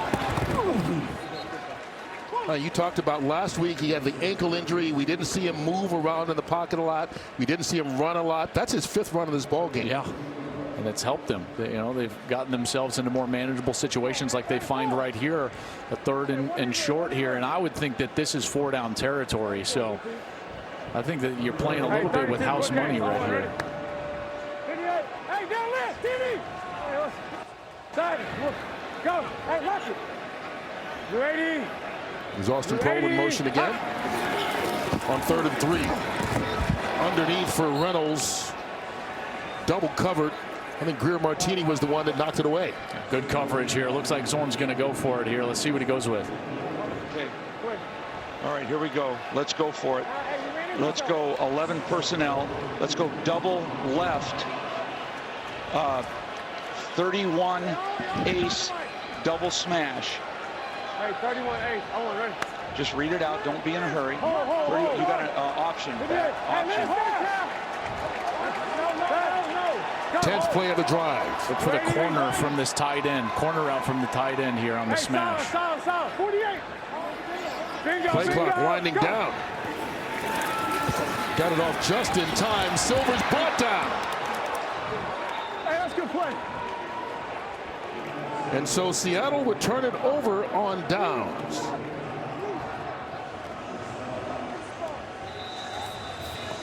It's what the defense wanted. Bob Stoops needed it. A third down stop, and he finally gets some pressure from his defensive line. Brings Silvers down. First down, Dallas, when we come back. And the XFL on Fox is sponsored by Progressive Insurance. Save when you bundle auto, home, or motorcycle insurance. And then you see that XFL football in the branded team colors of the Dallas Renegade. Each team has its own ball. And right now they need to take that ball and hand it to one of the running backs. No balance in the first half. No balance. And here they start out with two backs in the backfield. I think they're probably trying to force Seattle to make a declaration whether they're going to drop a safety in the box or not. And it looks like Seattle's going to do that. Here comes a safety, Jordan Martin, top of your screen. He kind of drops in. And they fake it to one running back and throw it to the other. Lance Dunbar.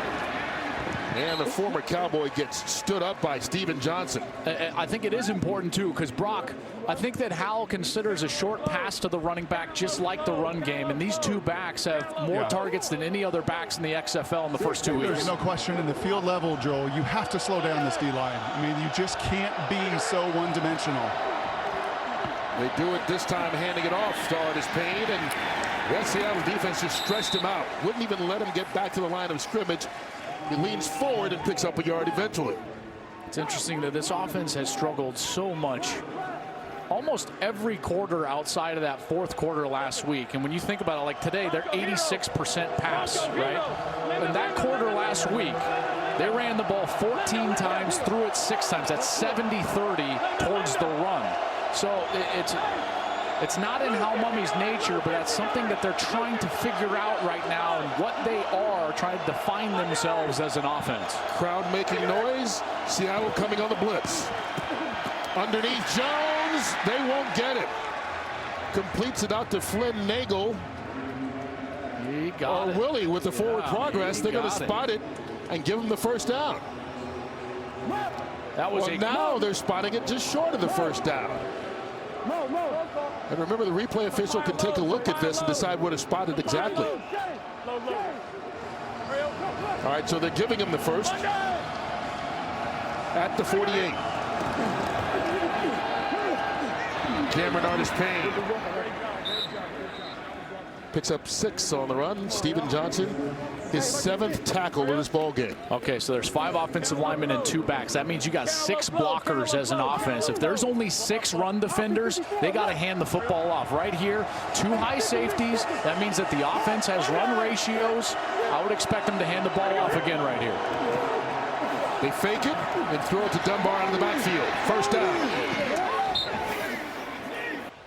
Well, I like that little play, right? They just sneak that back out in the flats, and they're throwing a play fake or a run play. It might even be a little RPO, but they're throwing that fake right in the defender's face, who is responsible for that area of the pass coverage. It's a really nice design there, and it's just a short, easy pass that can gain positive yards. Yeah, they pick up 10 yards, and that's the second time we've seen it on this drive alone. They stay with the 2 backs.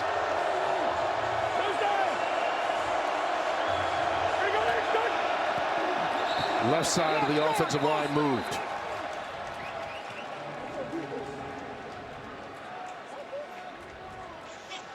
False start.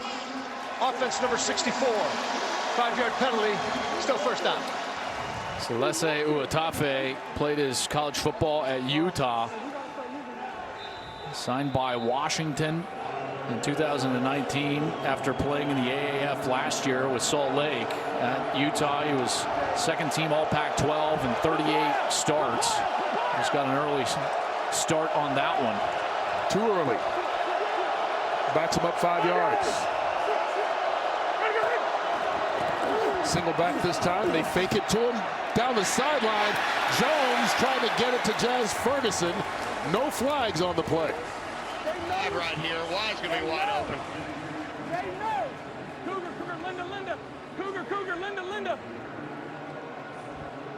Said the Y is going to be wide open. Didn't hear the play call, but I want you to keep your eye on Parham.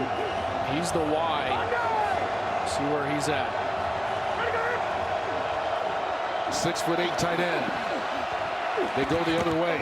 Instead, Cameron Artis-Payne out of the backfield, makes a couple of moves and gets the first down. Great read by Landry Jones. Wanted the tight end, hung with him for a second, then dumps it off to the back, and then it was Artis-Payne from there getting the first down. Excellent play. 16 yards on that gain. Whether it's running or passing, the running back's really involved on this drive. They fake it to him, and this time get it out to the tight end, Parham. And Parham's a little slow getting up.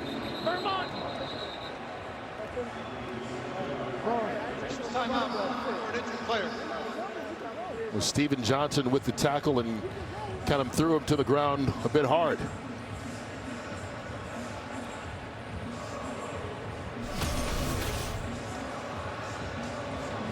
Flips it out, and as Steven Johnson is rolling, he kind of just slings him down right there, and there was some head contact with the turf. Looks like he kind of held his head right away. You always get nervous about the shoulder, kind of, you know, the collarbone, AC joint, all of those different things when you go straight in shoulder first to the ground, but it looked like his head also went down, and Bob will come off the sideline to check on his big tight end, who has been a real bright spot for Dallas. Played his college football at Stetson. Consensus FCS All-American, school record for career receptions, reception yards, touchdowns. Only played 1 year of high school football because he was such a great basketball player, as you would expect, being 6'8", 250 pounds, and let's hope he's okay. Yeah. Good to see him jog off the field. Spent some time with the Redskins and the Lions last year. And we mentioned earlier, he's one of those guys. We talked about Steven Johnson, about 31 years old, leading the league in tackles. You get a guy like Parham, who's 22 years old, trying to get that opportunity at the next level. And through 3 weeks, he has been one of the bright stars at tight end. Yep. He goes out of the game here on second down. Crowd again getting loud for Seattle, trying to help this defense out. Jones couldn't have more time, still threw it behind his intended receiver, Josh Crockett, and it'll fall incomplete. He's got to make that throw, Brock. He had all the time in the world, and he had his wide receiver open. Crockett had a step. He's got to hit him there. Well, there's no question, and you know this, Joel. When you miss 6 weeks, that's the hardest part. When you're just a little bit out of rhythm, right? When you actually have more time to just keep your fundamentals. He's getting a little upright. I think that's causing the ball to sail. Missed 6 weeks with a knee injury suffered on the very first day of practice. Throws it underneath Jazz Ferguson, and a former Seahawk makes the catch. Good enough for the first down. Yeah, good conversion there, because it's getting hard for them to communicate and hear. This crowd has done a great job all game long, but now as they get closer to the end zone, certainly going to be a factor here in the next few plays. From the 13.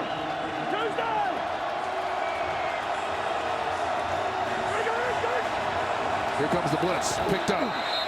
And flags come out to stop the play with a false start. They got to go to a silent cadence. False start. Offense number 70. 5-yard penalty, still first down. On the left tackle, Willie Beavers. Brock, the center can't hear the cadence. He's not snapping the ball. Everybody else is going.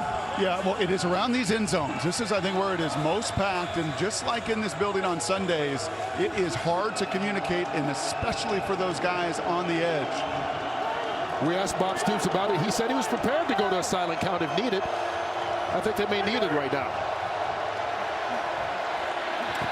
Underneath, Flynn Nagel trying to fight, and he fights his way down to the 10-yard line.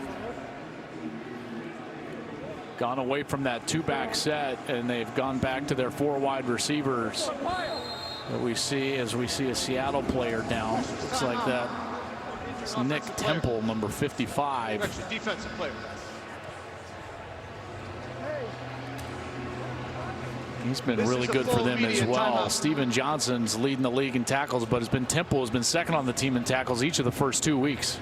Now, while they take an injury timeout, we'll take a brief break as well.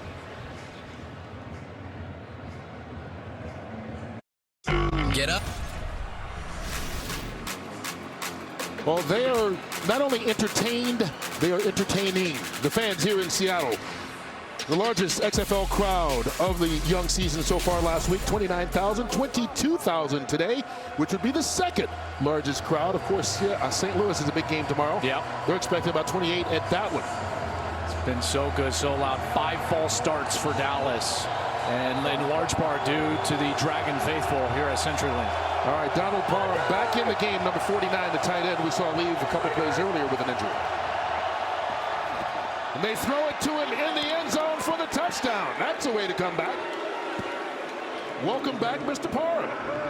I would target that guy every single time I got the ball inside of the 10-yard line, and they do it off a little play action. Here's why that is so smart. Watch these linebackers. They have to at least acknowledge that play fake a little bit. 1 step's all you need. Now you can go up and over the top. Landry Jones puts it in the perfect spot for the 6'8" Parham, who goes up for an easy touchdown. Igwebuike has no chance right there to come in and bat that down. And they go for the 2-point attempt.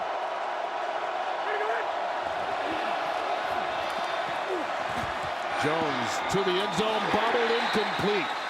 Badette, the intended receiver, Jordan Martin prevented him from catching it.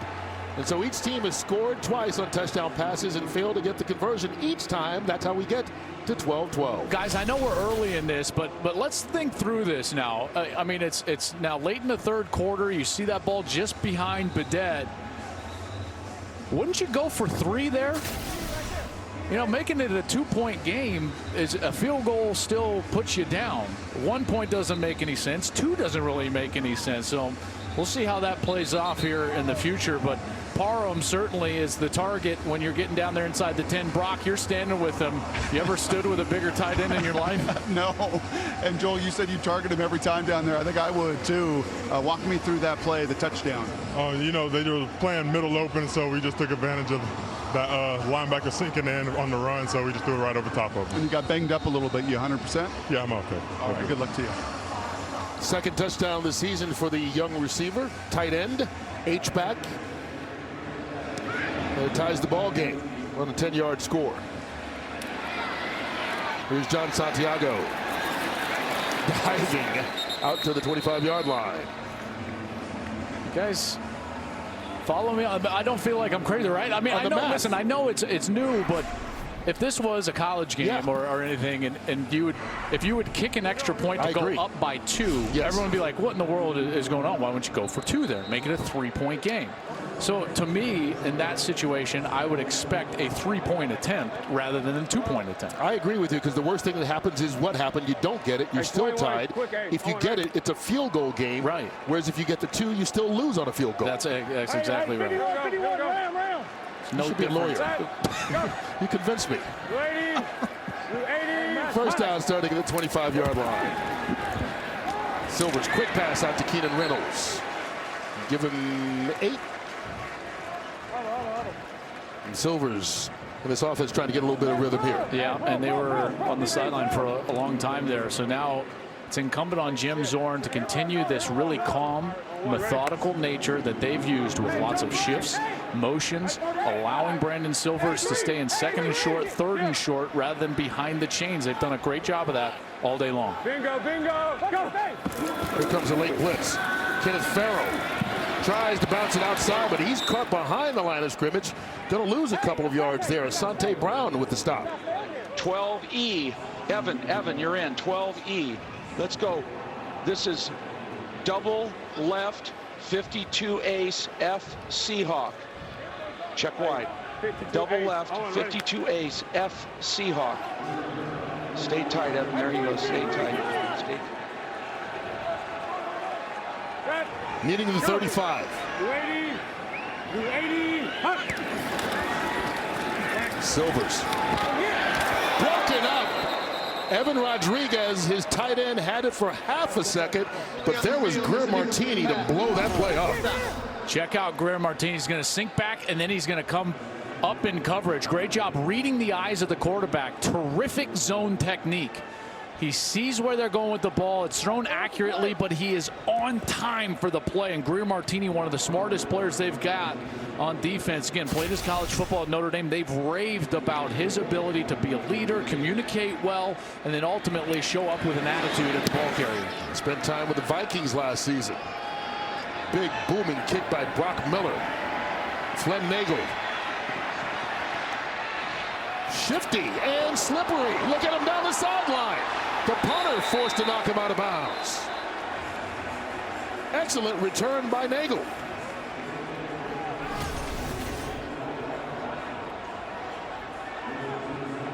50 yards on the punt, 31 on the punt return. There was a couple of different chances that Seattle had, and like you said, great call, just slippery. Nagel was just making little moves, getting himself up the field and ultimately down the sideline and setting Dallas up with great field position at midfield. A terrific kick, and it looked like maybe the punter there, Brock Miller, maybe outkicked his coverage a little bit, with it, which is easy to do with these rules. Remember, no one can leave that line of scrimmage until that ball is kicked. So the further you kick it down there, the more time the returner is going to have to set up his blocks and ultimately get a quality return, which Flynn Nagel is able to do. Reminds me of his days at Northwestern. You know, didn't blow anybody away with his speed, but he's subtle enough. He finds space, he creates space, and he's able to set him up with great field position. Yeah, the play was stopped here for half a second because they spotted the ball 5 yards off. They put it at the 49 instead of the 44, just shy of the 45. So they get the ball spotted correctly, and here we go, first down. One-handed by Artis Payne. He slips a tackle across midfield. And Dallas, who scored a touchdown on the last possession, playing with efficiency here to start the second half. Yeah, and getting the backs involved. I think those backs are some of their best players. And they're also, Brock, taking advantage of that aggressive defensive line like you talked about. Seattle getting up the field. They're dumping the ball over the top. We saw the linebacker Nick Temple leave the game on the last series. He's back in for Seattle. Quick pass out, Flynn Nagel. First down into Dragon territory. You know, Flynn is the youngest of 6 kids. All 6 got college scholarships in athletics, and they were named in alphabetical order. So being number 6, the letter F is the 6th letter. That's why he got the first name Flynn. That's exactly right. I had him when he was at Northwestern. He was part of that team that went and ultimately played Ohio State in the Big Ten championship game. Here's Cameron Artis Payne slipping through, and he's out across the first down marker. Great second effort made by Cameron Artis Payne, the one-time Carolina Panther. This is just mathematics, folks. If they're only going to have 3 defenders on one side of the football, then they've got to be able to run the ball to that side, because you've got hats for hats and players to block them. If you've got defenders like this with Landry Jones, he's able to control it, get to that run play, and ultimately run it successful. Another handoff to Artis Payne. Now, we talked about it at halftime. They'd only run the ball 4 times for 9 yards in the first half. And they've come out and run, and screen plays, but getting the running backs involved here. And again, it's all about the numbers, right? So Landry's got that in his control there. Bob Stoops knows that he wants to establish the run. Hal Mumme knows that, and they're able to do that by getting the numbers in their favor. If they can block everybody, they're going to run the football. I would expect them here to do the same thing here if Seattle doesn't adjust. With 2 running backs in, Lance Dunbar carries it. Dunbar going to be out close to a first down. Just about a yard short.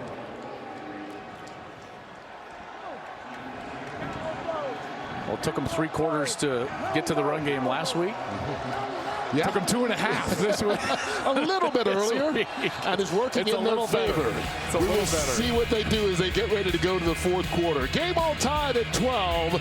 It's been a good one here between the Seattle Dragons and the visiting Dallas Renegades.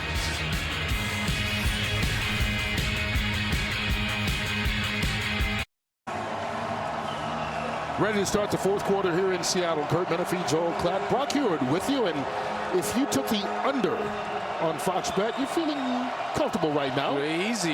Dallas had a big 4th quarter last week. Seattle also played well in the 4th quarter, so there's a lot of time left.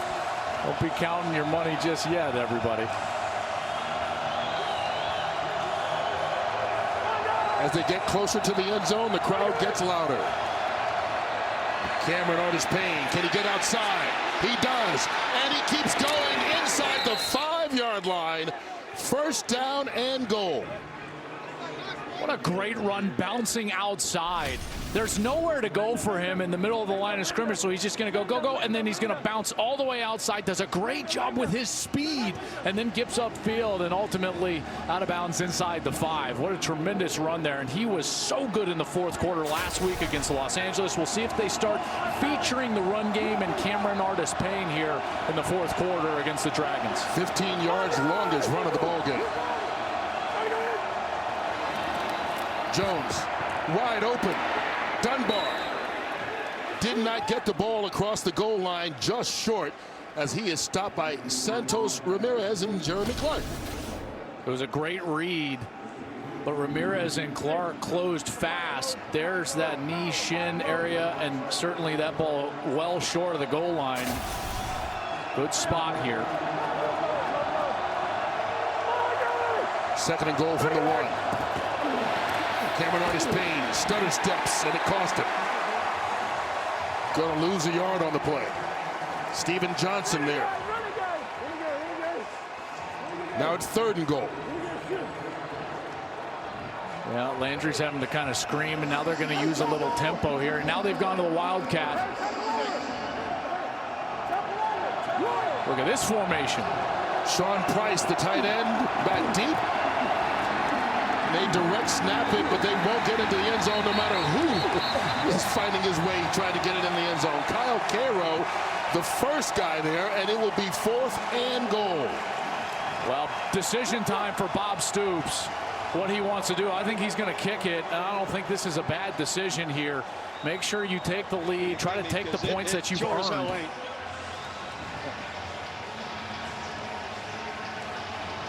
What a stand by Seattle's defense. Stoops has got to be frustrated. We got enough guys in there. Austin McGinnis, who's 5 for 5 on the season. This one from 19 away. 6 for 6, and Dallas takes the lead.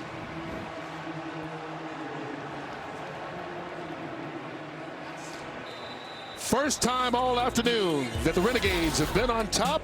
They lead it here early in the fourth quarter by that field goal.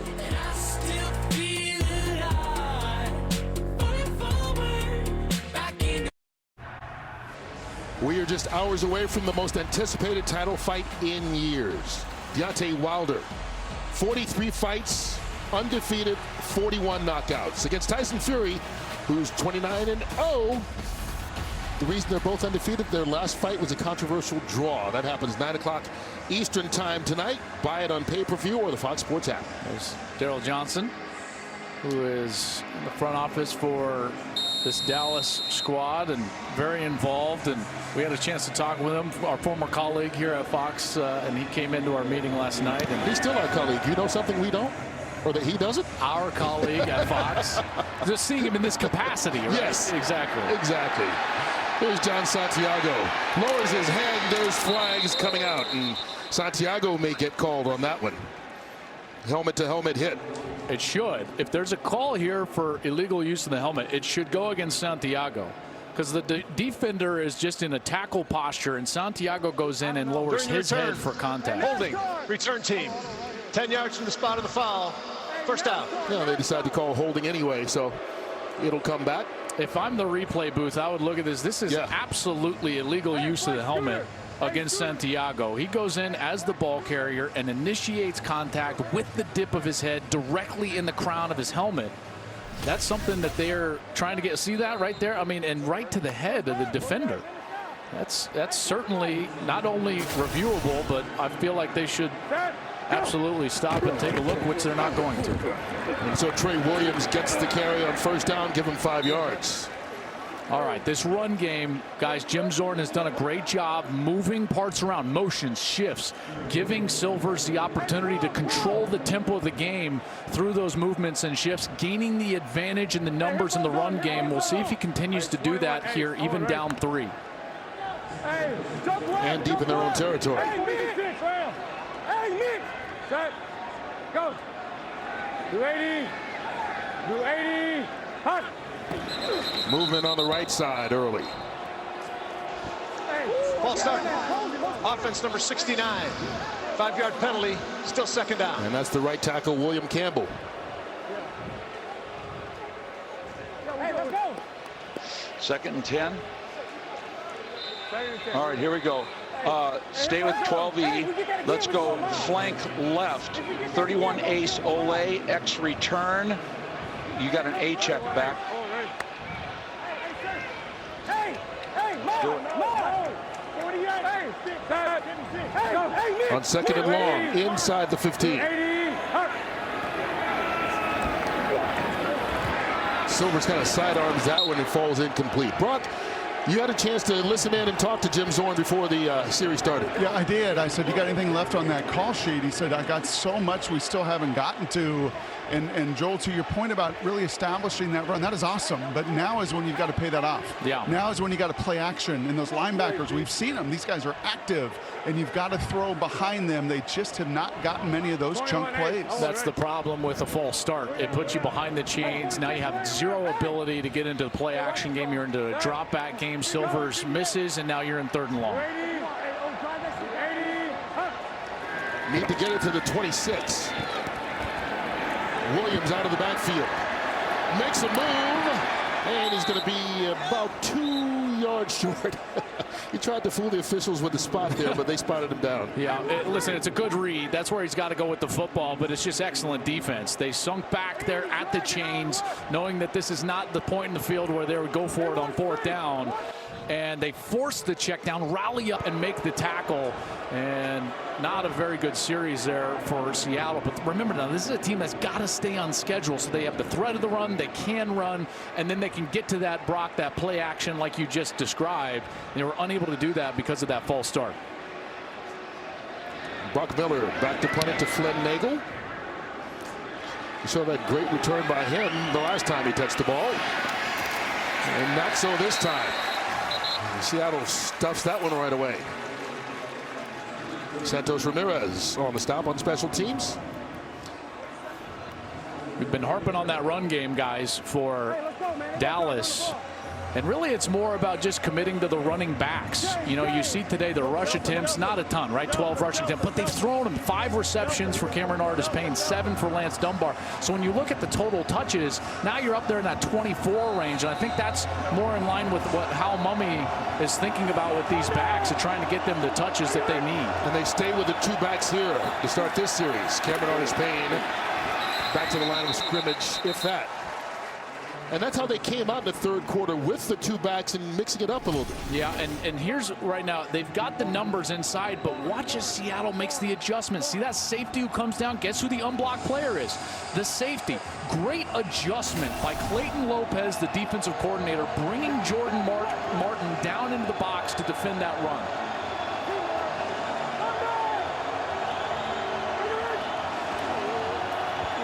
Jones, little screen pass. Dunbar went airborne and kind of ran in the back of one of his own players there, I do believe. There's Clayton Lopez. Yeah, and Clayton's done a great job. This defense has been so good. Ruby sniper roll. Ruby sniper roll. Ruby sniper roll.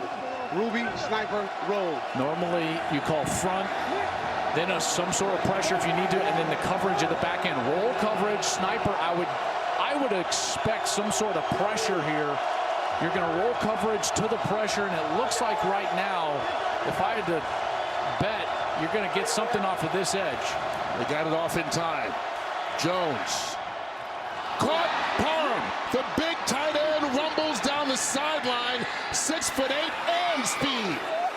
His 2nd touchdown of the half. 65 on that one. Woo! How about the long strider? Parham goes all the way down the field. It looks like he's loping, but it seems as though he's gaining distance along the way. Watch as Landry Jones just floats to his left to buy enough time to allow Parham to get past the linebacker, and then he delivers that ball where high for the 6'8" tight end. And then the speed takes over. He was clocked in the low 4.6s at a pro day coming out of college. He showed maybe even a little more speed there with that long stride going all the way for a touchdown. All right, so they go for 2 here. Dunbar, it looks like he stopped short. He got it, though. One official says yes, the other says no. I don't think he got in. They'll discuss it. The ruling on the field is an incomplete pass. As a result, the try is unsuccessful. Media timeout.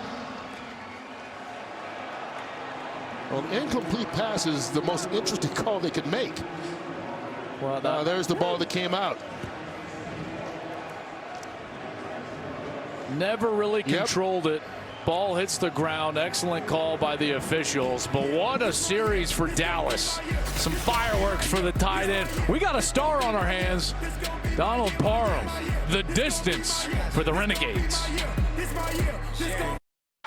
Watch the XFL action continue as Cardell Jones and the first-place DC Defenders head cross-country to take on Josh Johnson and the struggling LA Wildcats in an East-West clash. Tomorrow, 6 p.m. Eastern on FS1. Well, the DC Defenders have looked really good all season long, and this kid right here, Donald Parham, has looked really good here in the second half of this game. He's got 5 catches, 101 yards, 2 touchdowns, and that last one a 65-yard score where he just ran away from the defense. And last week he had 5 for 76 in the tug. So, I mean, he's clearly coming into his own, and the offense is starting to learn how to use him. Landry's starting to learn how to use him. And they've done a great job of that all day long. And so it's a 9-point ball game right now. Here's John Santiago. And keep in mind, in the XFL, you can score, and with a 3-point after, get 9. That's right. So this is a 1-possession game right now. And so we were having a little discussion, and this is what's new about this league, right? Coaches, fans, everybody. You got to think about the point after attempt a little bit differently. Some thought, hey, why not go for 1 there to make it a 2-possession game and get the 10 points? But the fact of the matter is it's been a higher percentage of conversions from the 5 than the 2 so far in the XFL season. My take would be, why not go for 3, make it a 12-point game, which would mean that 2 touchdowns and 2 non-conversions would just tie you. Just something to think about. Could have gone for 3 there and made it a 12-point game. And so Silvers and company just hoping for a score right now, as somehow he got that one through there, and it was caught by Kenneth Farrell. Well, it's back-to-back 3-and-outs for this Seattle offense, and they have lost their rhythm, and it's so difficult to get it back, in particular when you get behind the chains. And here they are again, behind the chains. Jim Zorn having to try to create something with a play call. Meanwhile, Dallas has scored 15 unanswered points. Set, go. 280, 280, hunt. Silver steps up in the pocket, heaves it downfield, and incomplete. Keenan Reynolds, the intended receiver, and once again throws just a little bit short, allowing Josh Hawkins to get in there. And Josh Hawkins continues to play well. Last week he had a pass breakup. Here he's got a pass breakup. He was an undrafted free agent back in 2016 with Green Bay. Everybody to a man said he's our best cover guy, and he shows it right there, stride for stride with Keenan Reynolds down the field. And again, behind the chains. This is not the MO for Seattle. This is not where they excel. Now Silvers is going to have to stand in there and make a big throw. Not only 3rd down, but 3rd and long. Looking for the 42. Underneath. Austin Prohl, and he'll dance around, and Dallas more than happy to let him do that because they stop him far short of the 1st down. Well, I think that Jim Zorn is going to go for this. I think he's going to punt this one away, 4th and 4, and now that's the 3rd straight 3-and-out. Brock, they're frustrated here as a fan base watching this offense. They've lost all their rhythm. Yeah, they are, and actually Jim a little frustrated, I think, too, with his quarterback. It's just urgency, Joel, right? There's something to your cadence for everything, just your sense of urgency. I'd like to see a little bit more from Brandon. There are flags all over the place. So let's see what happens here.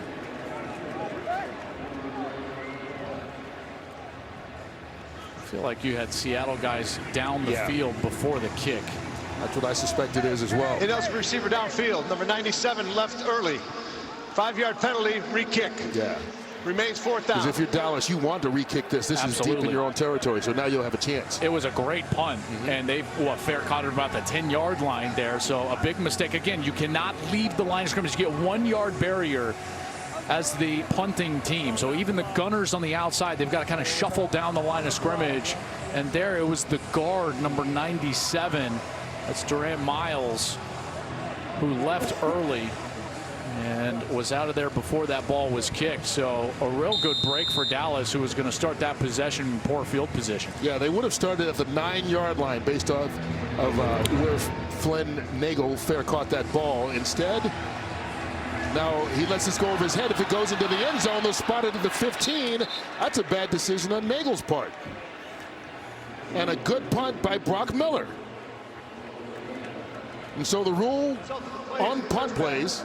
By rule, the ball be placed at the 35-yard line, 1st and 10. Oh, this actually is great decision by Flynn Nagel. A touchback comes out to the 35. If it bounces in bounds and then rolls into the end zone, it should be spotted at the 15. If it goes into the end zone on the fly, it should be spotted at the 35. Well, now I'm confused. We're going to get Dean Blandino to help us straighten it out with these rule changes or rule differences from the 35. Head as he throws, ball comes out. Marcel Frazier with the turnover. He had the big interception for a touchdown last week. On the field was a fumble recovered by the defense for a 1st down. This time forced the fumble and recovers it. Huge play again from Frazier, and that's absolutely a fumble. He was in there right away. It looks like that was some sort of little RPO, and Jones wanted to pull that ball out and get it down the field. But the problem is that you're not blocking the defensive end, and Frazier does exactly what he's supposed to do. Do not stop or hesitate. He goes right in, attacks the football, and creates another huge 4th quarter turnover. My goodness, Frazier's having a huge impact on this defense here in back-to-back weeks. And they needed that one. Under 6.5 minutes, 3rd turnover of the day. 2 interceptions thrown by Landry Jones, and then that fumble. And this one bounces off the fingertips of K'Wan Gardner.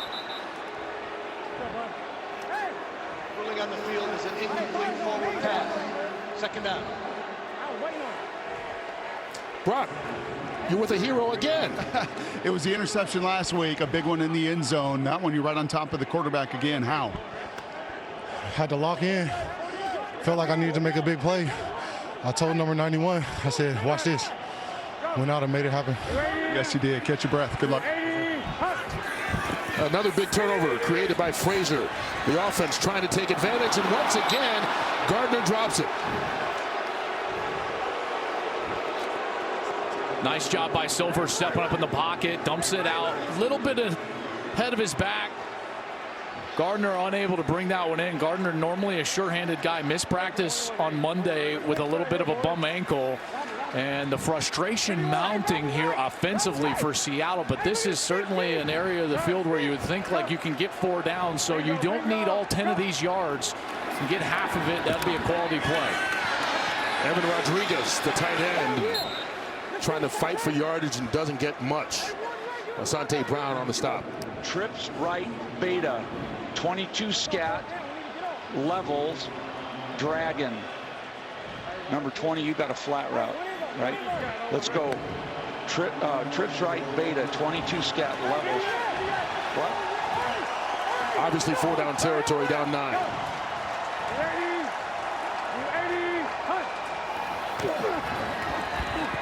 Silver's too hot for Pro, and they'll turn it over on downs after the turnover. What a stop for Dallas. Prohl running across the middle. That's one of those passes you got to make, you got to connect on. Silvers may have just thrown this a little too hard, but Nagel's got to come up with that. You're coming across the middle. You know you're going to get hit, and you know that ball is going to be thrown hard because of the tight windows and the space in there, and all you need is that conversion. And Silver's very frustrated as he heads over to the bench. And so Dallas survives.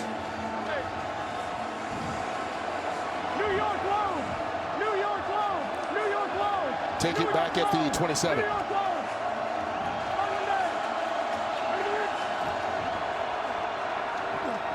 Lance Dunbar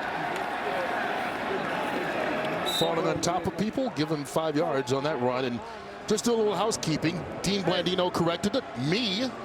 That even though it bounced in the field of play and rolled through the end zone, it still comes out to the 35 on a punt. Had it happened on a kick, it would have gone to the 15. Yeah, the kickoff. So I was incorrect. That'd be a minor touchback, but the punt, it's just anything. Goes out of bounds inside the 35, rolls into the end zone. It all comes out to the 35. We'll all learn it together. Here's Cameron Artis-Payne. Stiff arm. Got the first down. This is when it pays to have a veteran quarterback, because with the clock rules, it's tough to bleed the clock here in the XFL. But as much as you can, you got a guy like Landry Jones who can control things out on the field. He can control the tempo. He can control even the defensive look, where he's going with the football, whether he wants to run it or throw it. High percentage throws at that. And he's also able to play with a sense of calm.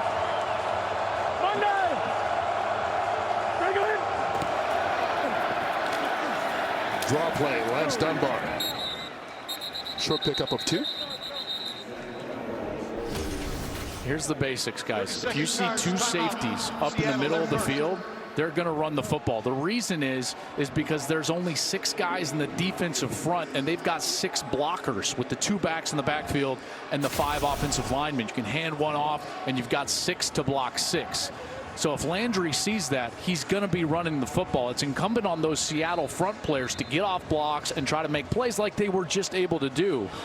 But this is the entire game now is in Landry Jones's hands. The tempo of the game, the play calls, whether he wants to just maybe signal for a little bit of a hot route on the outside, or a little flat route, a hitch route. And this second half has been more of what we saw from the fourth quarter of last week against Los Angeles. And now the veteran quarterback really has the game in his hands. Yeah, they forced Seattle to use a timeout there as well. Cameron Artis-Payne cuts it back into the open field. Artis-Payne down inside Seattle territory, inside the 30-yard line. 31 yards on that run. What a great block from Lance Dunbar in the backfield. He chopped down, looked like Frazier. Watches, he's coming across, and he's just going to get this block. Boom! And that's what allows the cutback for Artis-Payne, who sees the hole. Then he explodes, and he's able to get all the way down the field. Another great block down the field by Joshua Crockett, number 11. And it's a big gain for the Renegades, who, again, back-to-back weeks now, what are they doing? Flexing a little muscle in that run game with their great running backs here in the fourth quarter for Bob Stoops. And Jeremy Clark is the injured dragon down on the field right now, and so that'll stop the clock.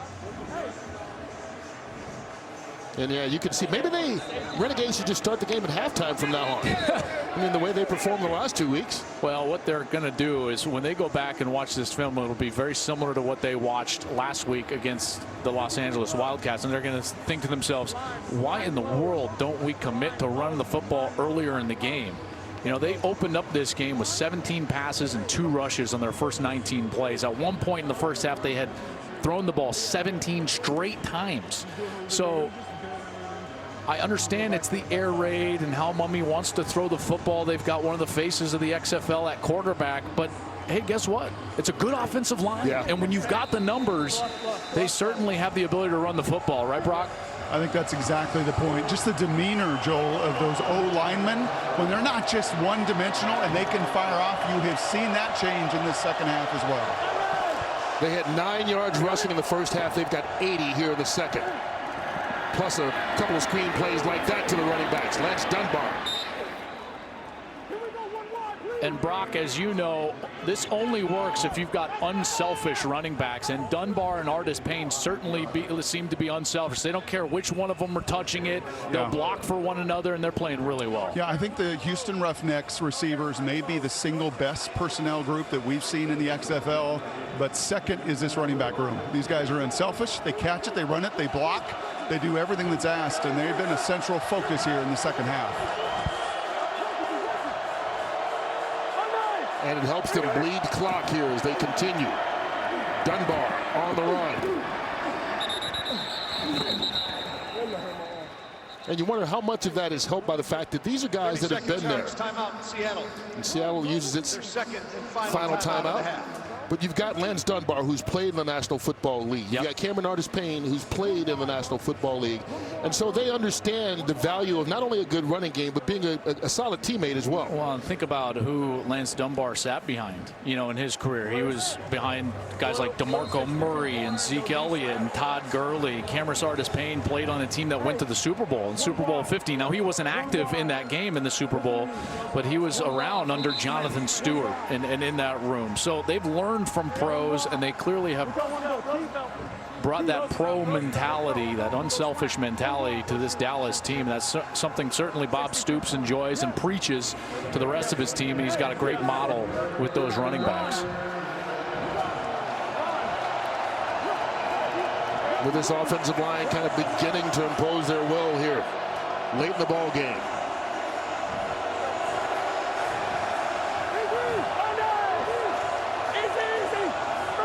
And the left tackle move, that'll help Seattle. Offense number 70. 5-yard penalty, still third down.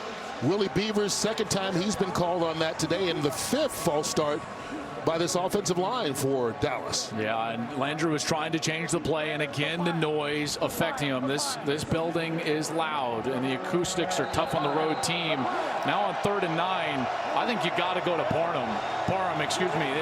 He's your best weapon. He's the one that's been open most of the day. He's tight end to the top of your screen. Big 3rd down here.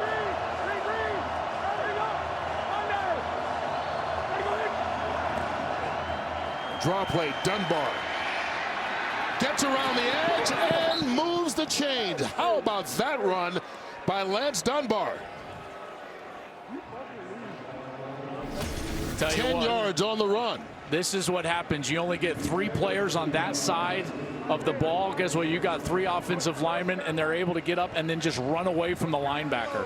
Dunbar showing off his speed, and he gets outside and moves the chains. What a gutsy little change up from Landry Jones, who changed that play at the line of scrimmage, decided to hand it off, and it's paid off. And now we're going to find ourselves at the 2-minute warning. Wow. That's the 2-minute warning.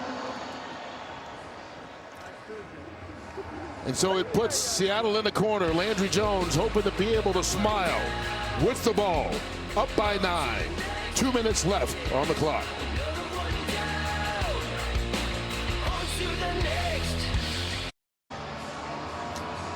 Well, at halftime, the Seattle Dragons led at 12-6. In the second half, it has been all Renegades.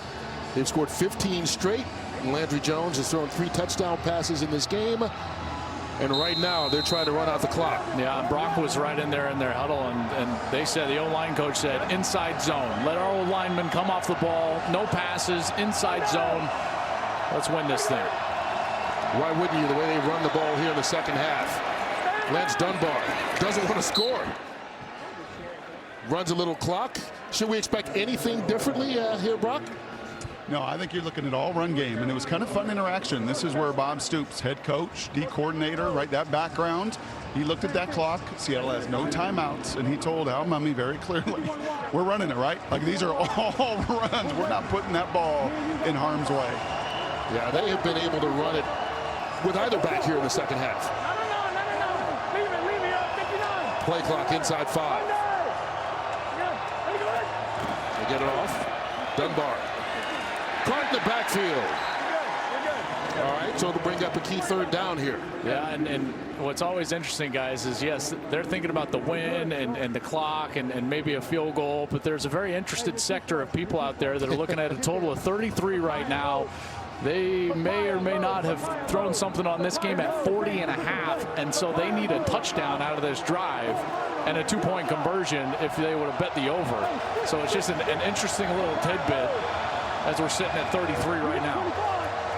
Or you're thinking, don't score, don't score. Right. Depends on which side you went with. Well, they won't on this play. Cameron Artis-Payne caught in the backfield. Stanley Mapanga. They've been so good in the field goal department. Austin McGinnis 6 for 6 on the year is McGinnis, including one today from 19 yards out. It looks like they're going to keep their offense on the field, but they're going to just wind this all the way down, use as much clock as they can. They'll take a timeout, and then they'll discuss.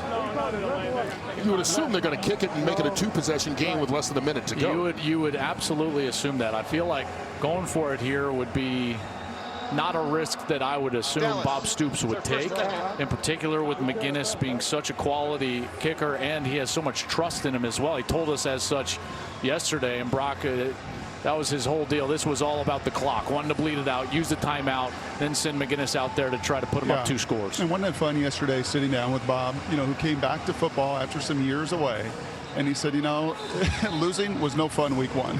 Winning a whole lot better. But, that just feel of winning for these head guys. And no one won more games at Oklahoma in his 18 years. Nobody. No other Sooner coach has. He loves to win. And you can feel it down here. I mean, he is into this game. He's into managing it. And there's no question he's into this side of it, winning it. Well, if McGinnis can put this through, this will help him get a little bit closer to going to 2-1. From 33 yards out.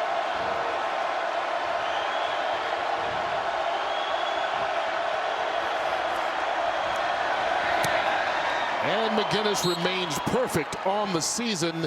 7 for 7. More importantly, it's now a 12-point game, which means 2 possessions with only 44 seconds left. And even into that north end zone, Brock, you're from around here. You know how difficult it is to kick into that north end zone, and he just put it right through the middle. Yeah, perfect. And Coach Stoops told us that yesterday. Coach, how nice is it to have a kicker as effective as yours? Both our punter, Drew, and then Austin, our field goal kicker, they're outstanding. Really do a great job. And I saw the old defensive coach run in that huddle and say, we're not throwing it, right? It is going to be nothing but runs. Just eat it up, and knew he's so good. Give him a chance to kick it and put us up a few scores. Thanks, Coach. A smiling Bob Stoops on the sideline. And to a man, Brock, I thought it was interesting, Kurt, you bring up that smile. All the guys that we know were with him at Oklahoma, like Landry Jones, even Chris Woods, the defensive coordinator, they said all to a man. I asked him, what's the difference in Bob here and Bob then? And they said, oh, he's having so much more fun here. Well, he's having fun. He's smiling. And, Joel, I saw him twice this year. We had a couple Oklahoma games in Norman. He came into our booth. I didn't even know who he was because of that smile. I never saw that when he was coaching. Yeah, he is enjoying what he's doing. There's no question. Okay, so this one bounced in the field of play. Yeah, that's a great kick. This one's coming out to the 15. Yes. So this is the minor touchback variety from the kickoff, and a great kick and a nice little celebration over there from the kicker as well. The ball bounced through the end zone. Ball we placed at the 15-yard line. First down. That's the little innovations that I'm talking about, right? So, listen, you're playing with fire a little bit, but with 2 possessions, you've got a little bit of cushion. So what does McGinnis do? He goes out there and he says, okay, I'm going to try to hit a line drive away from the returner and bounce him into the end zone to get him to start at the 15-yard line, and he executes. So those are the little nuances now that you're starting to see, and you see how happy he is. He's more happy about the kickoff and a minor touchback than he is the field goal. Well, and Stoops was just bragging about how good his kicker is. That showed. Silvers. That's Trey Williams. Gets out of bounds to stop the clock. Well, this will take a miracle. Down by 12, they'd have to score and get the ball back at least once more. That's right. No matter what they do in the conversion. So all you have to do if you're Dallas here is not allow the explosive play. And so you've got to be deeper than the deepest and make sure that you're trying to present some pressure in the quarterback's face as well. Here comes some of that pressure. Silvers throws it out to Alonzo Moore underneath. Moore out across the 30. It'll be a first down, but the clock will start up again as soon as they spot the ball and then run 5 seconds off the play clock. There's Chris Woods, defensive coordinator. His defense did a heck of a job today. And you can see he's saying, just get back, just get back. Yep. Hey, back up. Sticks, guys, sticks. Sticks. Good. You stay back. 21 A's. Oh, ready? Hey, meaning stay behind the first down marker. That's right. Let him catch anything in front of you. Bingo, go. Austin Prohl gets the first down, but that'll take us down to the final seconds. What a performance from Dallas. And again, it's almost a carbon copy, right? Yeah. Just okay through the first 2-3 quarters of play, and then it's the Cameron Artis-Payne, Lance Dunbar show in the fourth quarter. Those guys end up going over the 30 mark as far as touches between them, whether it's receiving the football and some pressure there from Dallas to close this thing out, and the Renegades going to get their second win, and the team that everyone thought was going to be one of the favorites in this league starting to play like an XFL favorite under Bob Stoops. Suffocating defense, some explosions on offense, great play from their tight end, and then ultimately just closing it out with great running back play. A lot of help from a lot of places. The tight end, Parham, 101 yards, 2 touchdowns receiving. Cameron Artis-Payne, 80 rushing, 30 receiving, so 110 total yards. And then Landry Jones, he said he thought he got off to a slow start. He threw a couple of picks, but he also threw 3 touchdown passes, and he's standing by with Brock Hewitt.